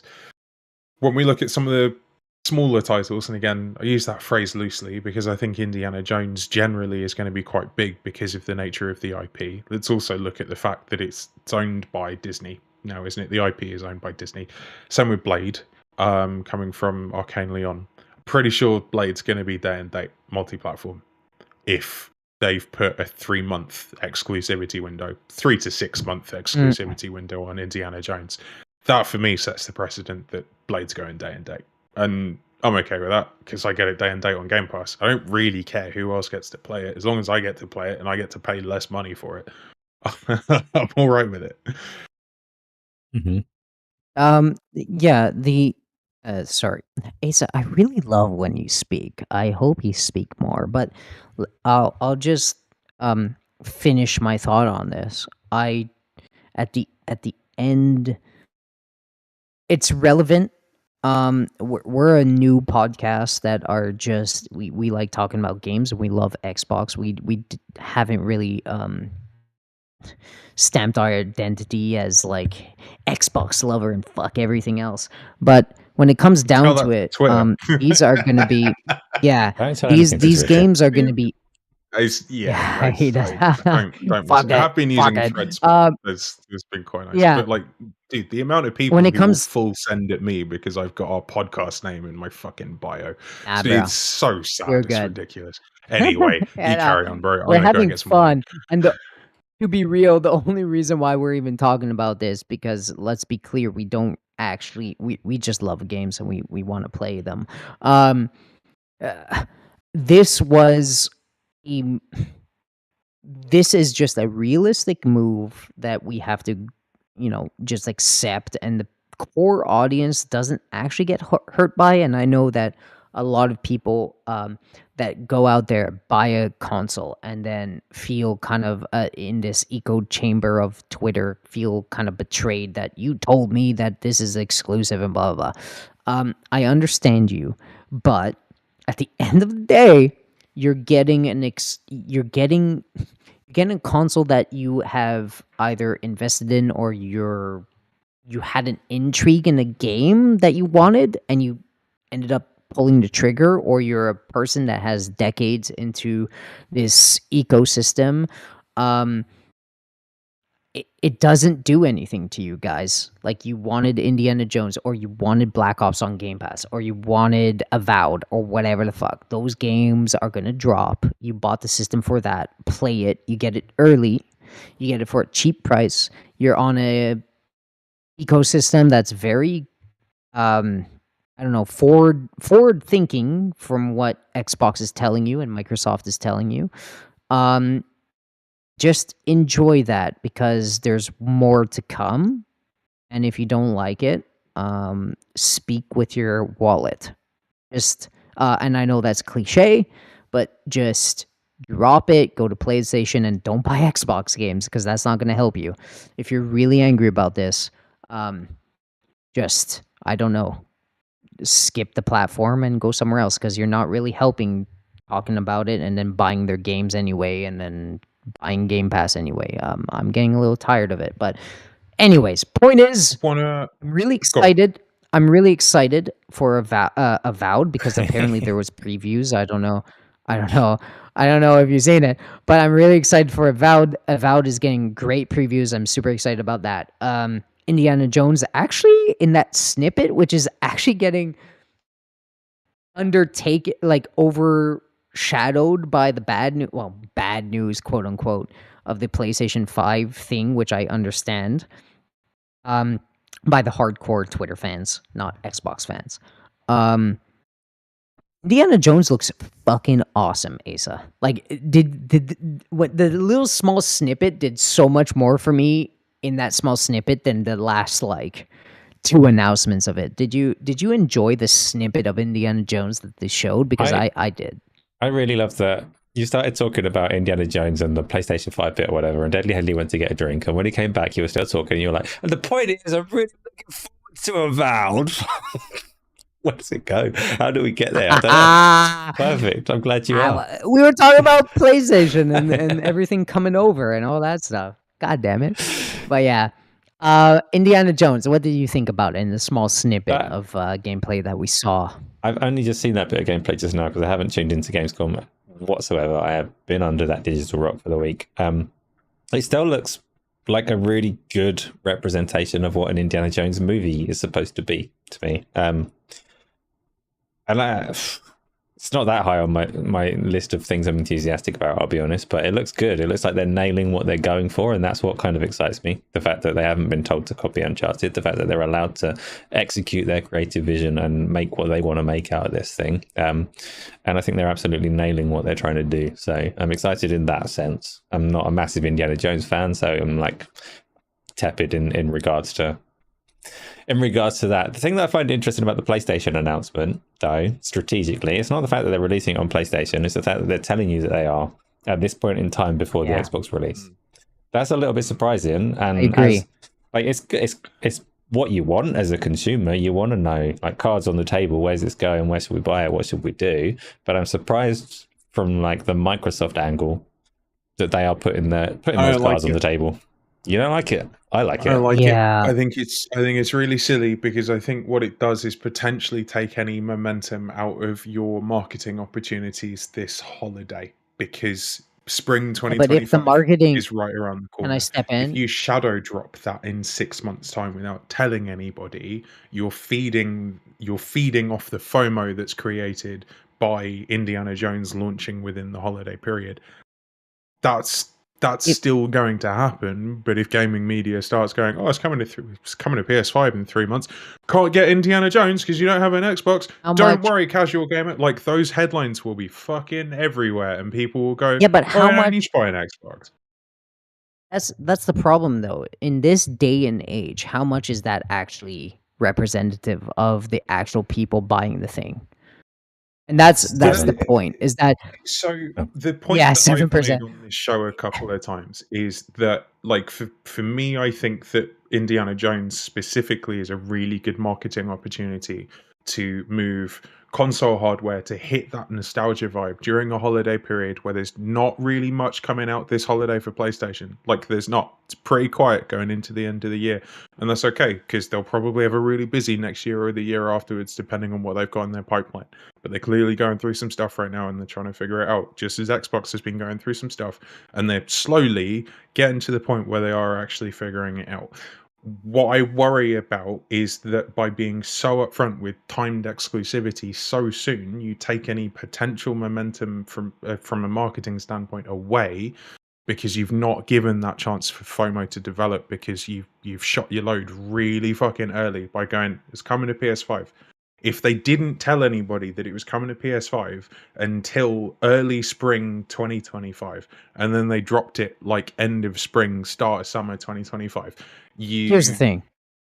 You get to play on the audience ignorance of not knowing that it's coming to PS5. The moment you tell them that, you give them a reason not to buy into the hardware that they're launching the game on. That's my worry. Hold on. Audience ignorance, does it equal more than actual sales on the things that exist right now versus the few people that will actually spend $4.99 to buy a console and just Indiana Jones? So what I mean is, they're already, let's say Indiana Jones drops. How many realistically out of, let's say, 1 million copies sold, realistically bought an Xbox to play Indiana Jones and whatever, versus if you drop it on PlayStation or whatever and just do the thing? How many people, like, does it really do that much damage and offset the cost, right? Like, does it actually matter because PlayStation 5 players are going to buy it in drones, so more than 2 million?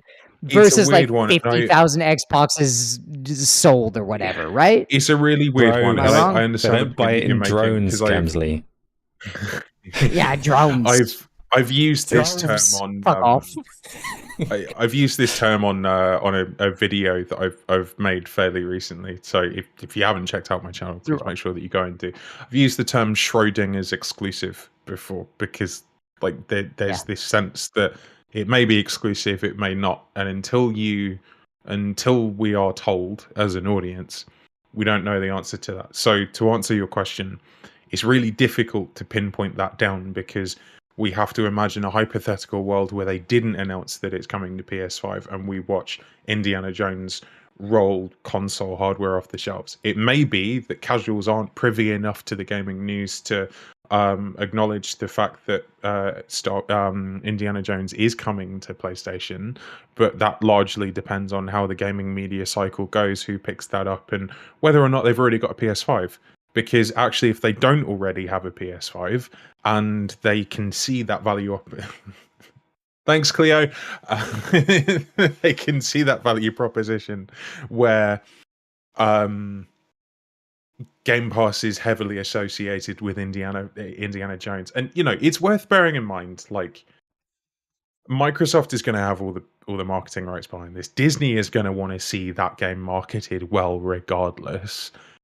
All of this does prove objectively that Microsoft is definitely more interested in software sales than they are Game Pass subscription numbers going up or hardware numbers going up. I think the reality is they want to see everything go up, but they know that it's difficult in this economic climate to push one of those up when the other one is a lot cheaper for Microsoft to do and for the audience to buy.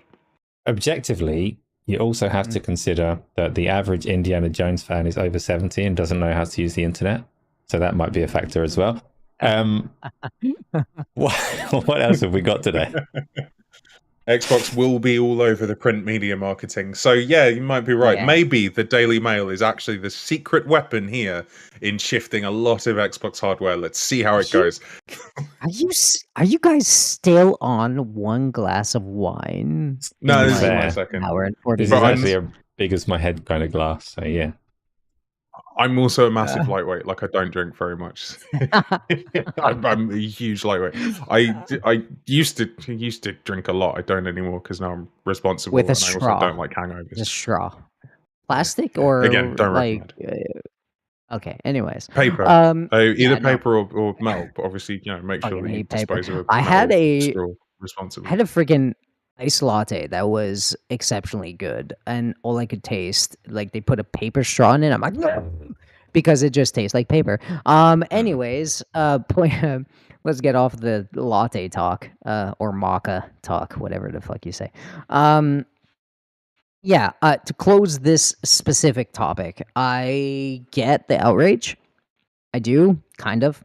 But also we need to realize that this is nothing. This is nothing burger to the overall business of what Microsoft or Xbox is trying to pivot to, because without it, I think they'd be in a worse spot. Like a completely worse spot. And maybe sustainable, but decreasingly relevant as they are now in hardware, but everywhere else, including software. So in all terms, that's a failure in every direction, whereas now they're very strong in software. So it's just the health of Xbox being increasing, increasing in value. So I don't really see the problem. Yeah, that's my closing thoughts. We could jump on to the next topics or community topics, whatever we need. I think the only other point that I think I wanted to make on this and Xbox's third party strategy is that I think the optics and communication are really important, and I like the fact that Phil Spencer has been quite upfront this week in basically going, yeah, we did the 4 games, it worked. We were very, very, in fact, we should talk on this. Phil Spencer's words, because unsurprisingly, Phil Spencer is being accused of quote unquote lying again. His exact words on the podcast interview crisis handling event that we basically broke our duck with this podcast was that there were 4 games, and Indiana Jones and Starfield were not one of the 4 games. They clearly did those 4 games and thought, yeah, it works. We're going to do it again. Out of context, it sounds like Phil basically said, yeah, Indiana Jones isn't going over. So anyone who's gonna, we're basically looking at a scenario where executives have to speak in this sort of magic silver tongue where they manage to appease everybody with the same combination of words, because what happens is the people listening to those words will cherry pick the phrase that makes the most sense and suits the thing that they want best out of the outcome when analysing the words that Phil Spencer has said. My one major concern is how far Microsoft is going to push this. And realistically, being like brutally honestly looking at the world of 2024 and capitalism, they'll go as far as they fucking can. My concern is that they will at some point consider doing something like putting Game Pass on PlayStation. I think the moment you stop Xbox hardware being the vehicle for Xbox Game Pass, I think that is a sign of them stepping away from console hardware for the long term. And I wonder what that will do. It may be that they don't, but I think at that point, even someone who really likes Xbox hardware, really likes playing Xbox, one of the reasons why I really like playing Xbox is specifically I find the controller way more comfortable than I do PlayStation as well. I always have done. And I prefer the hardware. I prefer the UX to a degree. I prefer the UX on Xbox, but I do actually really like the UX UI on PlayStation. Go on.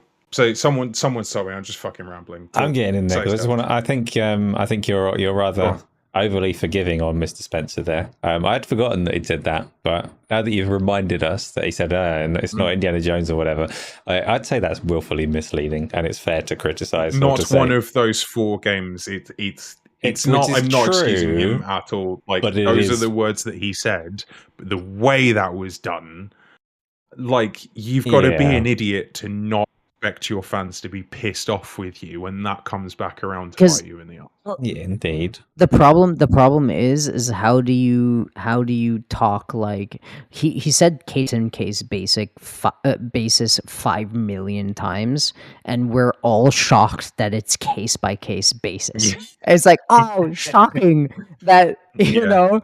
It's case by case basis, and when this case of Indiana Jones makes sense when we look at the numbers that came out of the Insomniac leak. Like, we saw how expensive it was to make Spider-Man 2 and how much money Sony owed Disney off the back of that.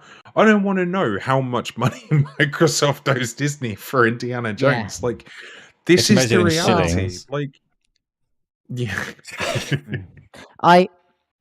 I don't like the PR speak either, because it's made to mislead the kind of obsessive fan base in our face. Like, the ones that are looking at this news consistently with is, up to maybe a few million people that circulate through Twitter and, all this YouTube stuff and whatever. It is misleading to us, and I don't really like it either. I'm on board. I don't like how he kind of circles around it, but there is no other option, because the truth is the matter of the truth is they want a platform, and they will not abandon the platform. But they can't. I agree with you. I don't think they will. But even I will get to a point where I struggle to justify buying 2 platforms when Game Pass appears. Right, and that's what we can. Well, okay. Well, that thing won't actually. I think they need more information before they do that. So if the Call of Duty and stuff by itself doesn't see significant uptick in Game Pass users, and then purchase power and all that stuff, and fly Xbox off the shelves, if this stuff and the other stuff they have in line that coming time exclusive doesn't do it for them, then they might think about that. They might say, well, what's the cost of abandoning this thing, which I still think is so weirdly, dude, they make like 21 billion, by the way, per quarter, like per year. And it's quite insane. So the thought of them being like, okay, let's ditch all this for the maybe 20-ish or 15-ish million PlayStation users we might get into Game Pass or whatever, and then buy it. Just the math doesn't add up to me. But even if they did that, you see how much it would take, right? Like, cost analysis here, we're like, let's think about that. Is it really beneficial for them to be? I'm going to to interrupt get you out of the there, hardware. because there is and no store. way that I'm Yeah. going to sit on a gaming podcast and think about cost analysis. And no, I can't even say it. Cost analysis. Listen, No, you little fuck. banned. I'm supposed to be drunk here, all right? Okay, I'm sorry. I won't say that. But I think it's really far-fetched for them to drop this platform with which the whole point is to open up the I agree. landscape. I agree. I No, I don't really think don't. I But think Xbox is primarily a platform, and console hardware will yeah, always be a vehicle. The best and most efficient vehicle and most cost effective vehicle versus it. I don't mean best as in terms of experience, because that's always going to be PC, but it is in terms of convenience, in terms of accessibility, in terms of almost everything. getting access to everything that the Xbox ecosystem offers. And they've worked really, really hard to build that Xbox ecosystem. That has taken, it's 20 years of work that has gone into building the Pop ecosystem that quiz. we know and love today. I don't think they're going to kill that by cancelling hardware completely. Pop It just go on. pop quiz. How much do you think?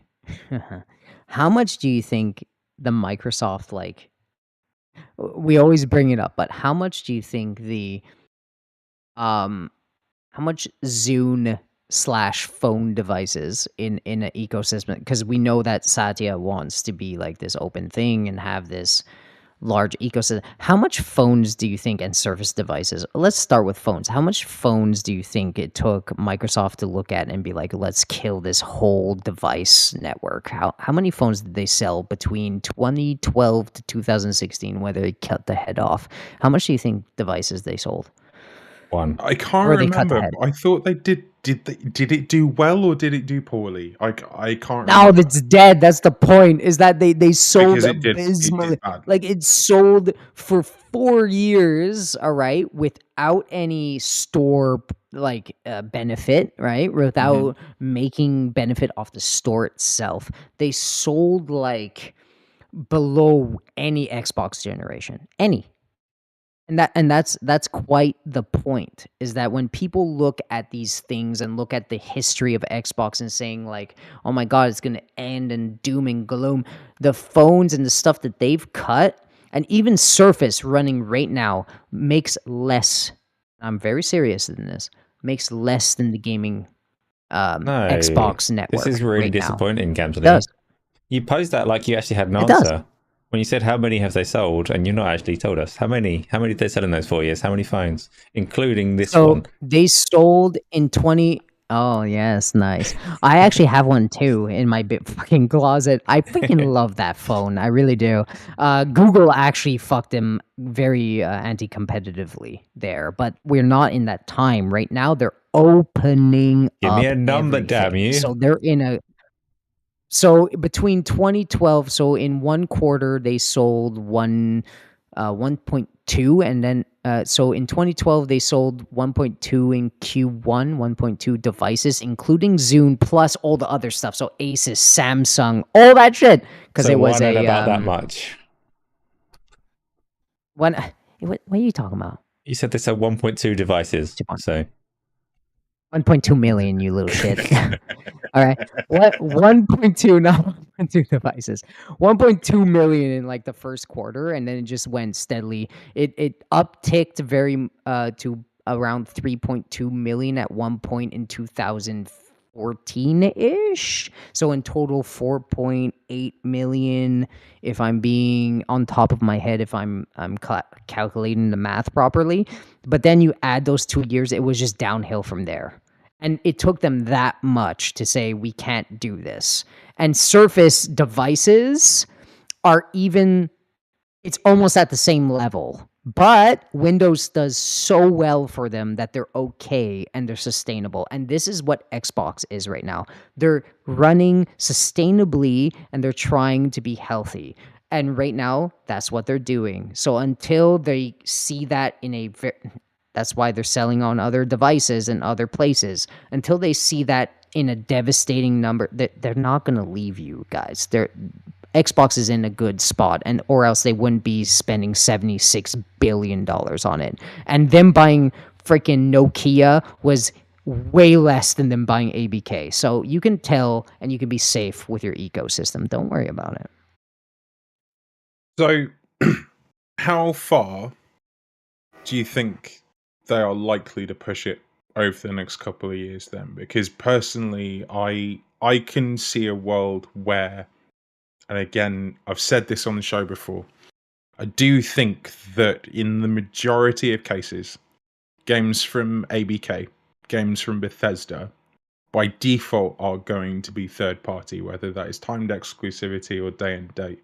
But I think that the majority, I don't think it will be a hard and fast rule for everything, because I mean, Sea of Thieves already falls under Xbox Game Studios, as does Grounded. So, you know, we've already broken that rule a little bit. But I think what was traditionally known as Xbox Game Studios, I think are where the majority of Microsoft's exclusives will stay. Certainly in, you know, the launch period and sort of year or two after launch, I think that there's still going to be that semblance of exclusivity there. But I think the expectation from Bethesda and ABK and the leadership from those two arms, I wouldn't be surprised if the expectation there was third-party sales, because that's what they've always done. That's what they've always had. They've always sold everywhere.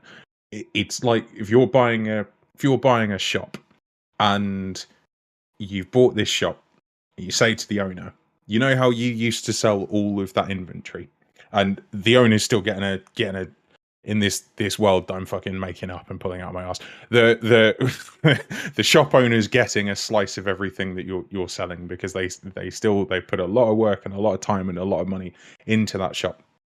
And you're buying that shop off of them, but they still want a hand, they still want to help manage it, all that sort of stuff. But you're in control of the decision making. Now, this shop has always sold all of its inventory to everybody in that. What is the inventory? What kind of shop are we talking here? Is this like I'm candy, thinking like your meat? basic British corner shop, Market like shops. you know, milk, Okay. eggs, crisps, stuff, lorry tickets, Wine. vapes, the whole Have we got lot, like licenses? everything Have we that you got get in your licenses to deal standard with corner here? shop. Okay, good. Carry on. Maybe. It's a little bit of underhandedness going on, but you know, it's means gotta get by these days, haven't you? What are you gonna do? And then effectively you're saying to that shop owner, you know how you used to sell all of your stuff to everybody? We are going to ask you to not sell some of that inventory to everybody. We're still going to make it. We're only going to sell it to a smaller audience that walk through the door, despite them being used to selling that inventory to everybody. And then because that cohort of people that they have identified as only able to buy some of the stock before is smaller, you end up moving less stock overall, because you've divvied it off to people who don't necessarily fit the same volume of purchases that you were having before. I don't think ABK and Bethesda are going to stand for that, because why would they? I really hope that analogy makes sense, because I had to work quite hard to labour that one. I don't think Bethesda and Activision are going to stand for that, because why would they? Like, It's not up to them anymore. they'd go, no, They're we're not in going to control sell of the to all shop the anymore. people that we sold before. They're not in control of the shop anymore. You No, see- but if Microsoft, if the duty of Microsoft is to try and make the same, if not preferably more amount of money, how the fuck are they going to do it? Yeah. You can't. Those numbers don't add up. They've got to be rebalanced somewhere. I'm not. They I'm could gonna increase be the honest. price of We're milk. gonna. Yeah, they're definitely increasing the price. They're definitely going to increase the price on all the things and other platforms. That's for sure. But that's the point. Like when I made the joke of like everything's going to be mom and pop shops as they grow, like You Game did. Pass and I stuff. remember that. I'm not, Yes. That's not a lie. That's No, literally it's not. going to be the thing. They're gonna grow their service, have their hardware until it gets in the eyes of the general public, and they're just gonna use every other platform as the mom and pop shop. They're like, oh well, if we could sell it, we could sell it. Might as well put it there until they get popular enough and they sell solid games. But the reality is, I'm sorry to everybody that's listening to, Unfortunately, Xbox is in this position because they haven't actually been nailing what they've been trying to do. And that's just where we are. And it's unfortunate, but let's move on. Who It's cares? unfortunate enough if you get butthurt about console wars. If you just like playing video games and you really enjoy playing on Game Pass and you think the console wars are fucking stupid, you're going to have a great time. Yeah. So anyways, anything else that we need to talk about today? Yeah, what are we moving on to? Do we have more topics, or is it community question time? There's two. Okay, all right. There's two quickfire topics, or one quickfire, one sort of kind of rounds off the one that we were doing. The quickfire one is that new Xbox Series hardware is now available for pre-order. So the console variations that were announced during the summer showcase, as in the all digital Xbox Series X, the 2 terabyte Xbox Series X, which goes for way too much money in my opinion, and the 1 terabyte Xbox Series S in white are all now available for pre-order. They will start shipping on October 15th. I'm going to do everyone a favor. 29th. Go on. Green glitter, $199. I just saved you like 600 quid. Bit of PVA, bit of glitter, Rude. external SSD, done. Yeah. Yeah, it's just so hard to actually say anything positive about this. Like, if you haven't got an Xbox yet, maybe. If you have, probably not, right? Fairly clear cut on that one. I don't think anyone's going to throw away what they've got unless they're swimming in spare money and like that green glitter. Yeah, it's $600 American for the 2 terabyte Xbox Series X, which is crazy. And yeah, I don't think it looks great either. Personally, I'm not massively keen on that design. I'm keen on the hard drive space, but not the price or the way it looks. So there's that. Gamzly, anything to add on that, or should we very quickly jump on to the last Phil Spencer topic? Let's do the last one because time is running out a little bit for me. Okay, cool. All right, we'll try and go through this very quickly. Basically, top line. Let me try and find the bit of the article that is actually worth reading out loud to you, because I should have highlighted this before. We're fucking busy. Basically, I'm going to struggle to find this clip now, but I will summarize. Phil Spencer's response to questions about Indiana Jones were, we need to make more money. We like making money, so we're going to make more of that. And really what you should be focused on is the games that you like in the place that you can play them. And if you really like Game Pass, you can play them on Game Pass. If you don't have an Xbox, that's okay, because you can still buy the game. Microsoft still gets your money. But the best place and the first place that you're going to play it on is Xbox. So if that's where you want to go, that's where you go. He didn't say any of those words. I'm just summarizing and paraphrasing. He also went on to say, and this was really the point of the article, that they have more Xbox players than they have ever had. And they are very confident in what they're seeing in terms of their player metrics, their user metrics, their feedback, and overall player engagement. Fans are clearly pissed off about some of the discourse, the Indiana Jones reveal date for PS, etc., etc. But generally, the vibes that I'm getting from the Xbox leadership team is that they feel a lot more positive about the platform than some of the most vocal hardcore fans do. Thoughts on that before we wrap up the show? I also consistently feel more positive than all of the super fans seem to, because I just care what games are coming. I don't care where else they're going, and there are a lot of games coming, so I'm positive on it. I don't care how much money Microsoft make. They're not like it's not a secret that I like my VR stuff, and VR is a much more volatile, fragile, delicate little ecosystem that can't sustain itself. Xbox isn't in that position. They can damn well sustain themselves. I don't care how much money they make. Just keep giving me games, and they are doing it. So what have I got to be sad about, eh? Not that. Gamzly. Yeah.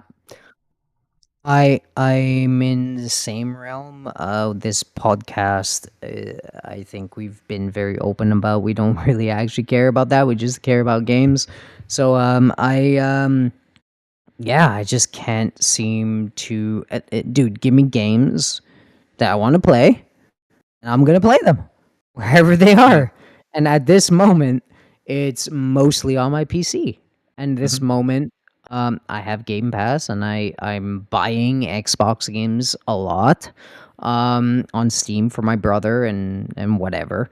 So I'm doing that, and I consider myself prominent. Like, I actually do consider myself an Xbox player and not a 100% PC player. So that's my mindset. Mhm. And I'm going to consume all the games they publish. It's Mhm. just how it's going to go. So yeah, it Yeah. doesn't bother me. Just a quick we've got a quick question from friend of the show, Chronic UK, in chat has asked if that statistic includes Fire Stick, PC, and cloud bolstering those Xbox numbers or purely console. The Probably. article and the direct quote from Phil Spencer says we have more Xbox console players than ever. And that's what Last he gen. said when being Yeah. interviewed by Xbox's effectively Xbox UK's media team or Xbox On. So I really Yeah, like the but work that they do. here Actually, I think here they're quite good at their jobs. Go on. here's where I'm gonna show you. I'm telling you right now. Look at me on camera. All right. I'm telling you right now. He said this before. He considers all console players that play Xbox games a console player of Xbox. So including PlayStation. So I'm telling you right now. That's that console player. Xbox I console player includes the people on all the I don't think it consoles. does. Period. I don't think. I think it Yeah, I does. don't think it And does. I don't even think it if it does. When you're doesn't, it's specifically gonna be talking last gen. Xbox console, you're talking Xbox hardware. Yeah, it's fine. What I do do they believe even I fucking do care? believe that they have more Xbox console players than ever because they are selling a new generation. They've still got a load of players on Xbox One. You've got more people moving over from Last Xbox gen, One to 100%. Xbox Series. They're struggling to grow the platform. They're struggling to grow the amount of people coming into the ecosystem.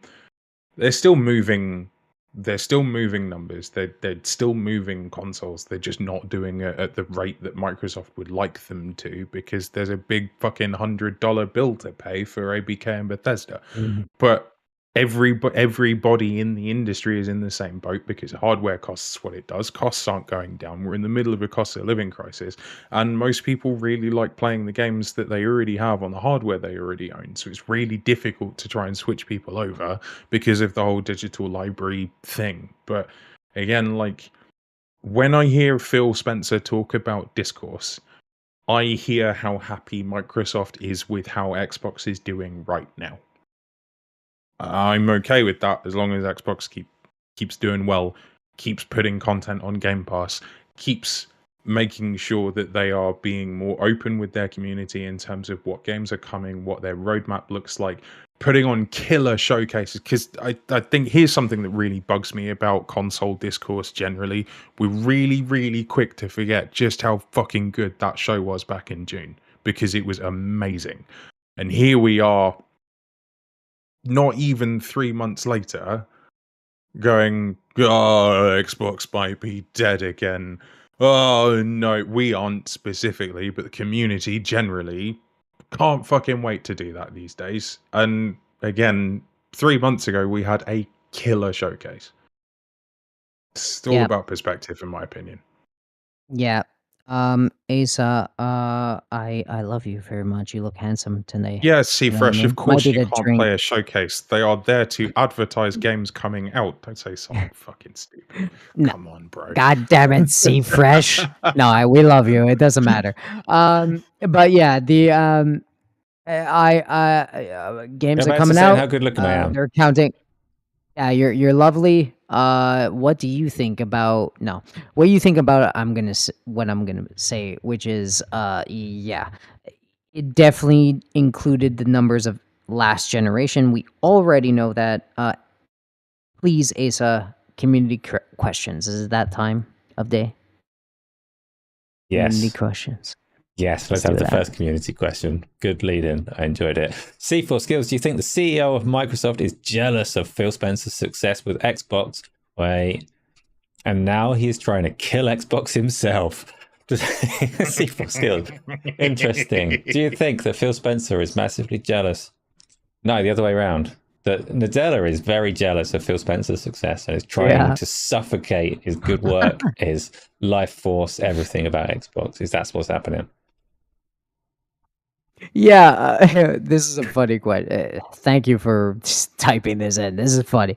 Yeah, definitely not jealous. But yeah, he definitely. If anything, he's freaking angry. He wants to kill the competition, but he can't because they suck. No, I'm kidding. Corporations suck. Anyways, play games. What am I talking about? Headley, do something. Quack like a duck. Do it, please. I don't think jealous is the word, but I do think clearly Satya Nadella has got a firm hand on Xbox's steering wheel because of the amount of money that has been invested into growing Xbox long term. And again, like we've talked about, I think part of the reason why Xbox has the capacity to grow long term in the way that it does is because they spent 100 billion on an army of studios that produce great games. They're now under the control of Microsoft's gaming arm. I don't. I love the question. I think the premise of the question is really funny, but no, I don't think that it's necessarily negative aspersions cast by Satya Nadella towards Xbox's success, and I don't think that Satya Nadella is actively trying to kill Microsoft off. I think kill Xbox off. I think Satya Nadella's where Satya Nadella is falling short in the eyes of the gaming community, though, is not necessarily understanding the culture, the mood, the ethos of the Xbox platform in the eyes of its audience, rather than the eyes of the business selling stuff for people to buy. Yeah, I think it's fairly clear that there are certain metrics that Phil Spencer hasn't hit over the years that he's been doing this. He's had some fairly difficult targets, which you would have when you're spending the kind of money that he has, and he's not getting everything. Like, he's not entirely steering the ship himself now. He's got a boss, and his boss is telling him what to do, as bosses do, and nobody likes their boss all the time. So they probably do butt heads occasionally, but I don't think any of them are doing anything to hamper Xbox deliberately. They're both trying to get as much money as they can because that's what they're in it for. And I think it's fair to say Satya Nadella, like, if people are critical of his approach, he doesn't necessarily recognize and cater to the core Xbox fan base in the way that when Phil does his PR meetings, he's very much silver tongue trying to say everything that these super fans want. And Satya doesn't recognize or care about that audience so much. He cares about the biggest, broadest audience that he can reach. I don't really think any of them do. I think that's part of Xbox's problem. They've cultivated this very nice culture, outward facing culture, where they really care about fans. But the reality is they don't. It was always marketing. Yeah, I agree with you fully. It's always get them. They would call you, like, you think you've got some wonderful relationship with Phil Spencer and he's a good guy and he's on Twitter and you like him. He would call you a console evangelist, a brand evangelist, and he would have you on a marketing slide and say, these idiots are going to spread the good word for us. Like, that's the reality of it. And Satya doesn't value that in the same way. Dog that just gets wheeled out to every PowerPoint that goes internally. Yeah, that's funny. With a big headline saying, "How do we get him back now?" Let me just say one thing that sometimes, like, it's actually bad to be on the board, and I think that them being on the board tells a lot that they're taking this more seriously because they need to, and Microsoft invested heavily because it was the last straw. So if they didn't do this move, I don't think we would have seen Xbox. I think we would have seen Xbox sold, and I don't think that necessarily that's a good thing or a bad thing. I can't tell. But in this instance, all we see is that, oh, they're on the board. That means it's a good thing. But I really urge you to think otherwise. Sometimes being on the board and having more responsibility and getting all this money and being taken seriously comes with really massive repercussions. yeah. So, anyways, next question. Yeah, next question, please. Age of Mythology. This is from Isla. Age of Mythology Retold is out on the 4th of September, specifically to fuck with that. Back to work that week, and new internet connection, new spaghetti that day. Not so much a question, that one, but are you going to play Age of Mythology Retold? Hell yeah. Yes. That's the 4X strategy. Age of No, Mythology. I'm that's lying. our No. History Untold. Age of There's, Mythology is like Age of Empires, but mythology. Ah, yes. Okay, sorry. Yes, equally very I'm down. Bye. I'll dabble with it. Probably don't have time to get through it that far, but I'll dabble with it. Yeah. Next question, please.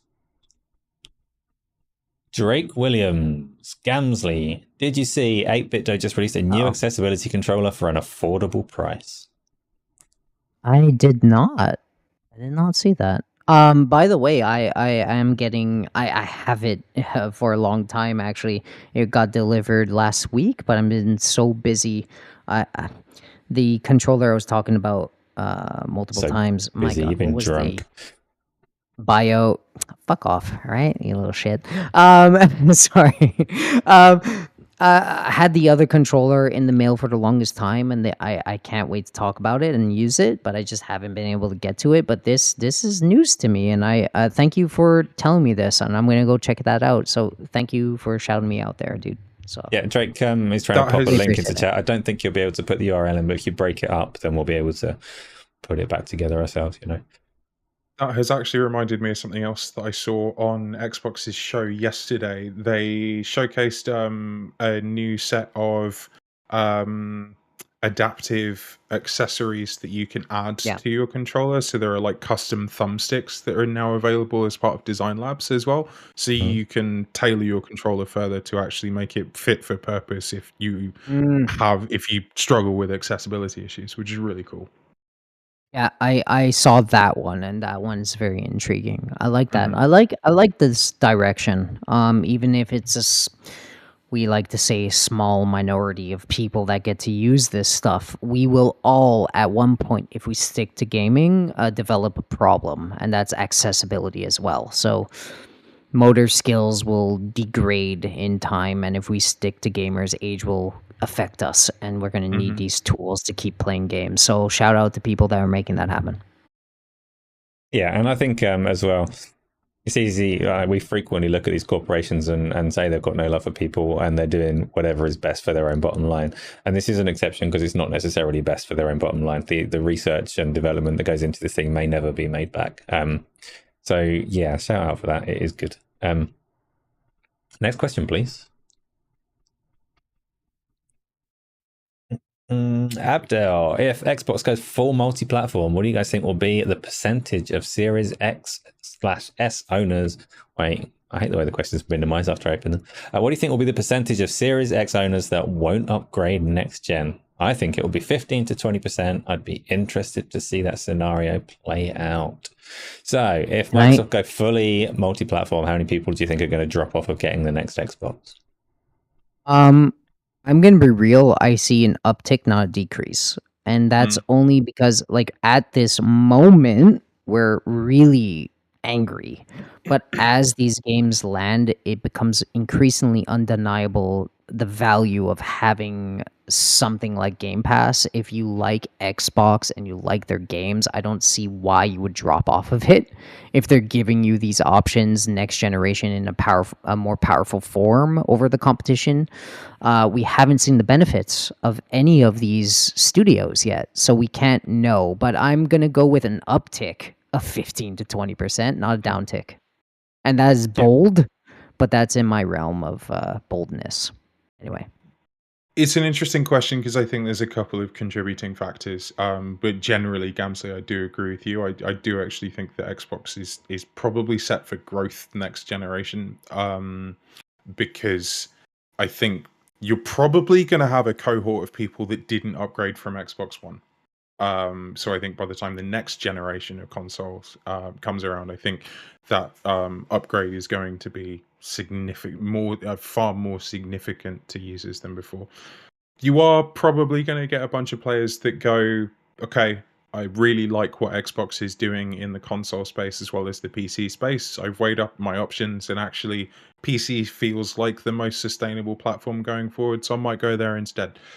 But I do think with the way Microsoft has handled Game Pass, the amount of content that's going into Game Pass, and again, we keep seeing showcases like that, like we had last year. And Fresh, sorry for popping off at you about the not being able to play a showcase, but I quite frankly, mate, I don't think is a very helpful comment, because it is just a marketing beat. That's all it is. It's just a series of trailers to show what you can be playing over the next 18 months. And that was really, really good. If they can roll one of those out to the same quality, to the same degree, to the same level of impressiveness that we've seen this year, and they do that over and over and over again, you end up with what Gamzly has talked about before, about the oil tanker turning, the pendulum reversing its direction that it swings. These things take time, and a console generation, combined with the fact that Call of Duty is now a first-party title going to be coming to Game Pass every year, that's the kind of thing that will help grow a platform. But again, I feel like there's this expectation with our audience, other audiences of other podcasts, people in this specific circle. We expect change, we expect success now or within 6 months' time. And this shit takes so much longer than that, especially when you factor in the fact that we're in an economy now where nobody has any fucking money. Nobody has any money. Everything is too expensive. And it's really difficult for anybody to grow in that time. I think the next generation is potentially a catalyst to help grow the Xbox platform better than before, simply because it is offering so much more than it was than it was throughout the Xbox One generation and for the first half of the Series generation. I actually think the Series generation is picking up pace and doing a lot better, but I think Xbox is likely to have its ducks in a much more visible, stronger row. Yes, Fresh, I agree with you. Those games do still have to deliver, but those things take time. They're going to show up, and all Microsoft can do is market them effectively and make sure that its players always have something interesting to play. As long as I've been an Xbox user on the Xbox Series platform, apart from that first really quiet year where COVID hit and everything was really awkward, because that was a dry year for everybody, 2022 specifically was horrendous, I've been really, really happy as an Xbox user. I've always got something to play. My backlog is massive, and I'm really stressed by how big my backlog is, because there are so many games that I want to play. Right now, Game Pass is looking after me in a way that service just hasn't before, and if they keep on doing that, I'm happy with it. Yeah. Yeah, that's a good point. Before we step off this topic, I get it. Xbox podcasts right now, where this specific one, we try to focus on the, let's say, a positive spin or whatever, how we're feeling.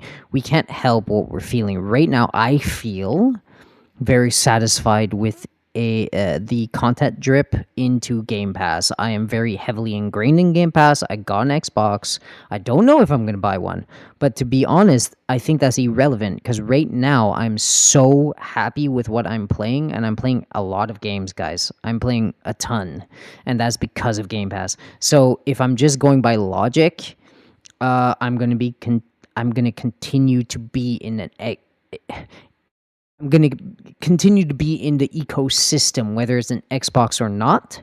At some point, that will transfer in buying somebody an Xbox or buying myself an Xbox if I want like a TV for my kid or whatever. If I want a separate box for my kid or whatever, Xbox will be in my mind. At this moment, I don't see that changing. That's just a positive spin on it at the moment, but yeah, I'm excited for what I want to play in the future. So Anyways. yeah, I reckon it was shrink, Abdel. I reckon you're about right.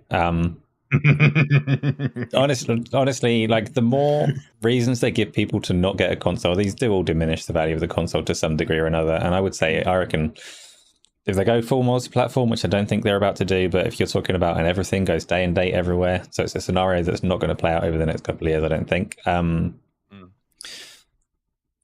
There's so many other variables. That means even if that did play out, you have to consider things like the handheld, cloud streaming, all of these kind of things that also influence the picture. I think overall, They might sell less consoles. As a platform, they're going to grow, and they have to. I think That's if what we they're see in a it for. handheld hybrid, it will do numbers. Because I think at that point, when you basically take the highly successful, very convenient, very practical, very engaging form factor of a Switch, and you put that, you deliver that in the form of Xbox Series hardware to a degree, I think that will do some amazing things for Xbox's platform and growth in that regard.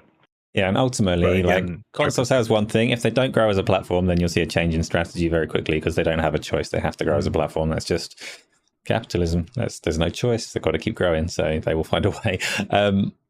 Next question is already up. It's from episode 13. Do we still think the new Xbox hardware is coming in 2026? As an Xbox fan, I really hope so. Great show, guys. What? 2026? Quick question. Yeah, I think so.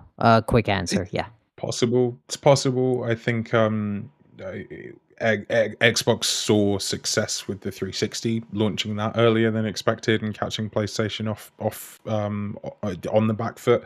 It could be that we see a repeat of that as well. I think because of the amount of control of content that Xbox has right now, I think it'd be in a good place to call more shots in terms of when hardware comes out. I think it would have been sooner. Honestly, I think it would have been sooner if hardware had followed its normal trajectory of coming down in price.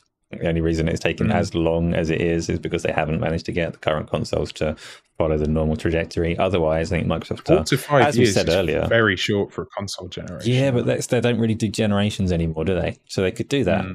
Like, they could do that quite comfortably and let people get whatever they wanted and keep playing wherever they wanted. And that's not been viable because it would be so expensive. They couldn't do that without the price of the other ones going down. So it's a different market as a result. Yes, I reckon we'll see one by then. I'd be surprised if we don't. Next question is from Pete. We are clearly all game nuts. If there were no games, what nut would you be? A walnut? No, Gamzly. Well, like, Gamzly probably, yeah, like, he's part walnut already. But what would you do if there weren't games? Wow. If that hobby was not available? I would kick people. Okay. I mean, I already kick people. We already kick people. Yeah, but that's all I would do. Like, every day I just kick people. Just kick people. Yeah. I would definitely, if I had to kick people and do something else, Asa, which is the question, you weirdo, is probably consume more books. Like, I'd be a kind of book nut in Be a that. book guy. Yeah, I'd probably be a book guy. I quite enjoy reading or listening, like, audibly to books. So I'd probably do that. Yeah. See, I thought this was the kind of adorable question that my missus will ask me, just completely off the cuff and completely randomly. What kind of nut are you? At which point I'm thinking peanut, maybe a Brazil nut. I don't know. That's genuinely what I thought you were asking. There are two things that I'm very passionate about outside of gaming, and that is music and food. I love music. I have always really loved playing music. I haven't touched them in a while, but I play guitar and play bass. A little fun fact for everybody, and I may have a little bit of fun with some content in future, but right now, like, I'm real talk, I'm too fucking busy and too stressed and too wrapped up in a lot of IRL stuff to think about making content at the moment. But fun fact about me, I used to be a vocalist in a heavy metal band, and I would fucking love to do that again, but I do not have the time or the energy. But that would be fun. Can I do that with you? Of course you just can. do that with you. Can I be on just like a pedestal at the back and just be? And get you on triangle. I just do that. Yeah, get you sure. on triangle. Yeah. Sure. So a nice little breakdown instead of the China symbol, we'll just get you a little triangle. Ding. Yes.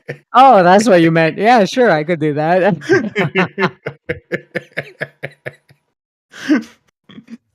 Right. Anyways, Next one is Stephen Southwick. What are your thoughts, if any, on Masters of Albion? I think Molyneux is only doing this because of the Fable reboot and is trying to cash in and think he's on shaky ground. So for those that don't know, and I don't know because I've been disconnected from the world, but Masters of Albion, I don't know who the publisher is, but Peter Molyneux, the original creator of Fable, is making a game called Masters of Albion and was challenged on that and said, like, isn't that Fable's world? Are you making a game in the world of Fable? And he said, yes, basically.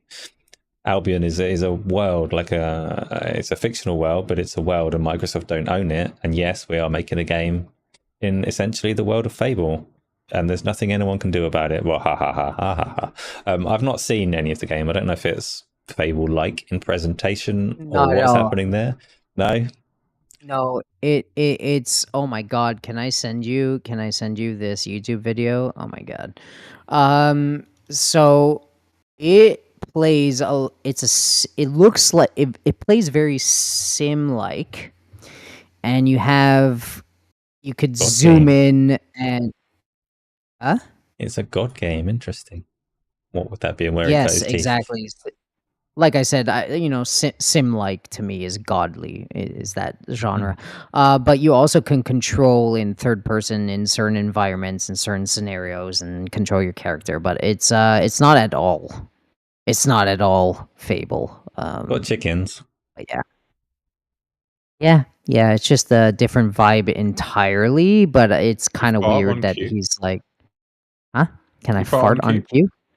Can I fart on cue? That's not. There's a personal question. It's got nothing to do with Masters of Albion. No, I'm kidding. It is to do with Masters of Albion. Where did that? You can answer the personal one if you want. Yes. No, Chat. Sound off if you can fart on cue. I cannot, and that's an emote in Fable that you could do. So just I get it, but that was weird. But point is, it's not at all Fable like. It's more of a sim game. Okay. Anyways, whatever. So it does seem shaky ground, doesn't it? But it's quite awkward. Yeah. I don't know what to tell you on that one. It's weird. It's probably true. I'm sure I've seen the name Albion outside of Fable as well in different contexts. So it probably would be an awkward, messy legal battle that I doubt anyone will have an appetite for, especially as this game will probably fade away. Yeah, the only reason why it's being connected to that game and to him at all is because he worked on Fable. But if he didn't work on Fable, we wouldn't give a shit. So this is a nothing burger, if that answers the question. I think it's fairly interesting. He didn't just work on Fable as like a minor role. It was his game. There's a whole game called Albion, and it's an MMO and very successful. Just saying it. Yes. Yeah, so it would be a difficult one to try and claim. Like, he's right, you can use the name Albion, and it is dubious with his position, but we can all see what's happening, and it's probably fine. Next question is already up. It says, my brother said, this is from, I know there's a new game that's Pokemon Unite, except Dragon Ball. Have you heard of that? Is there a Dragon Ball MOBA? What? Boss. I don't know. Pokemon Unite's the Pokemon MOBA, right? See, that's how you... What? Is that the Pokemon MOBA? The mobile phone... Unite? Yeah. Yeah. Yeah, so is there a Dragon Ball MOBA? That's interesting if there is. That is crazy. So Isla's like flipping the... Isla's like flipping out in chat. We see it. Project Multi. I didn't see this. Let me just type this in. Dragon Ball Prod. See, I wish that's just how out of the gaming sphere I am at the moment, because I'm super down for this type of game. Oh yeah, look at that. It's actually a Dragon Ball Z MOBA. This looks fun. Dude, I'm so down.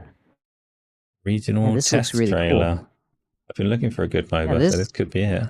This literally looks like Pokemon Unite, like 100%. Interesting.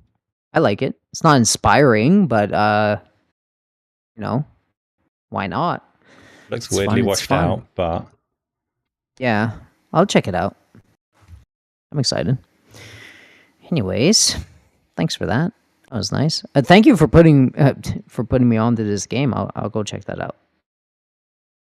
Yeah, it looks like it's a long way off of actually releasing because that's like some test thing, and I'm not actually seeing where this was displayed. But we have learnt a thing today. Does it come to Xbox? I don't know. Maybe it'll tell us in a minute. Maybe it won't. That was it. That was the last question. All right, cool, awesome. Then I'm gonna do my outro. So, Asa, give me your outro. No, I'm kidding. I don't know. Just go do something. Do it. Nice outro time. You're correct. That was the last question. So we have reached the end of the show. Thank you, everyone, for coming through, as you always do, and talking to us and keeping it entertaining and fun.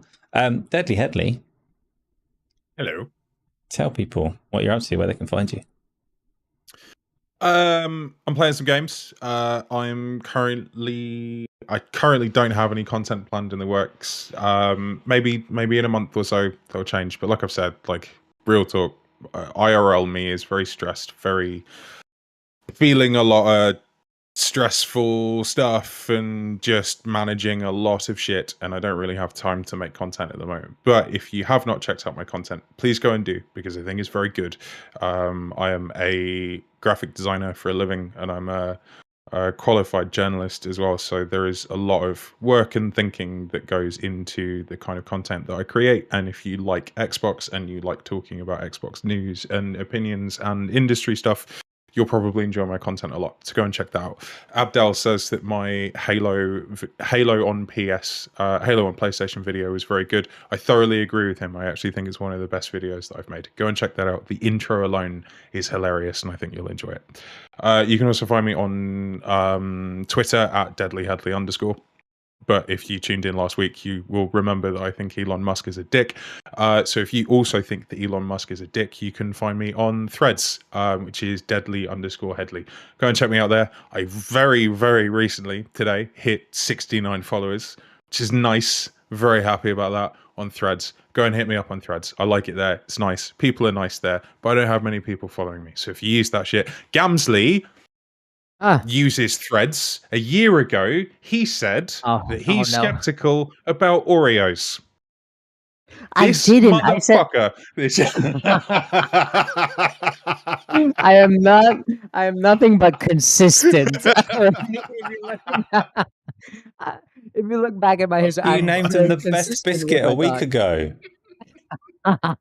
No, okay. First off, it was worded. Like, what are our thoughts about Oreos? I didn't give my thought about Oreos. To be fair, it just turns out my Oreo thought. You didn't. It's amazing. I had a lot of fun digging that out. I had a lot of fun digging that out. Yeah, yeah. If you're on Threads, hit me up there, because I actually I like it quite a lot. I'm trying to use it more than Twitter, because I really genuinely am not really liking where Twitter is going as a platform. But my audience is still there, and I really appreciate my audience there. So I'm not going to leave it, but I'm going to start using Threads more. So if you're thinking about doing the same, hit me up there, because I am trying to use it more. I'm obviously here every Thursday at 8 o'clock on the Gaming Arcadia YouTube channel. 8 p.m. UK time, 3 p.m. Eastern, 12 p.m. Pacific. We have not done this yet. Please make sure that you hit the like button, subscribe button, share it out, tell all your friends how fucking awesome we are. All of that stuff, because it really helps us grow. That's it from me. Gamzly, do your outro, because I know you're itching to get out the door. I'm already late. Thanks. No, I'm kidding. I don't know. You're welcome. I like Oreos. You can find me at Oreo Gamzly on bullshit. Twitter. He doesn't like Oreos. He hates them. It's a lie. I love it. So don't look at my other social platforms. All right. Anyways. You can find me at Gamzly TKD on Twitter for all the updates and what shows I'm going to pop on or off of. I don't do Boom's show anymore on Monday. I'm quite busy on Mondays now, unfortunately. But I also don't care. So, smile face. Anyways, also here every Thursday at 3 p.m. Eastern Time on the Gaming Arcadia YouTube channel. What I truly love. I love this community and these guys on this panel, so come watch us every Thursday. For the Xbox Series podcast. That's it. Asa, you love me, tell me. Yeah, absolutely, of course. We had one more question come through. It says, not a question, but awesome show from 10T.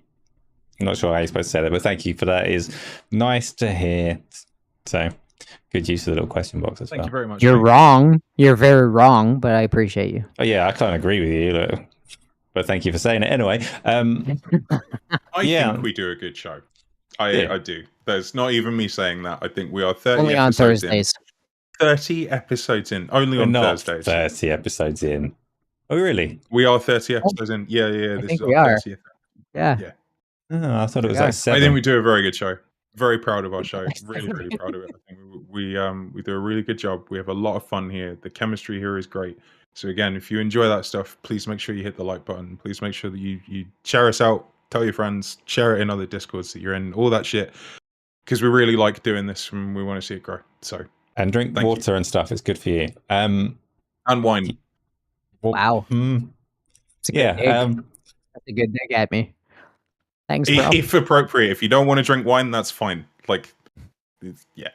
So yeah, you can find me nowhere. I'm still under a digital rock. I shall return to YouTube and things in the near future. Maybe I shall not return to Twitter because I feel even more strongly against it than Deadly Headley does. And I'm on Discord. I made all it the time, pretty so fucking please. clear last week as well. So that means that Asa is even more pissed off with Elon Musk than I am. So come onto the Discord because that's more fun. And that's where you can find me. So thank you everyone for coming through, and we will see you next time. Yeah. Bye everybody.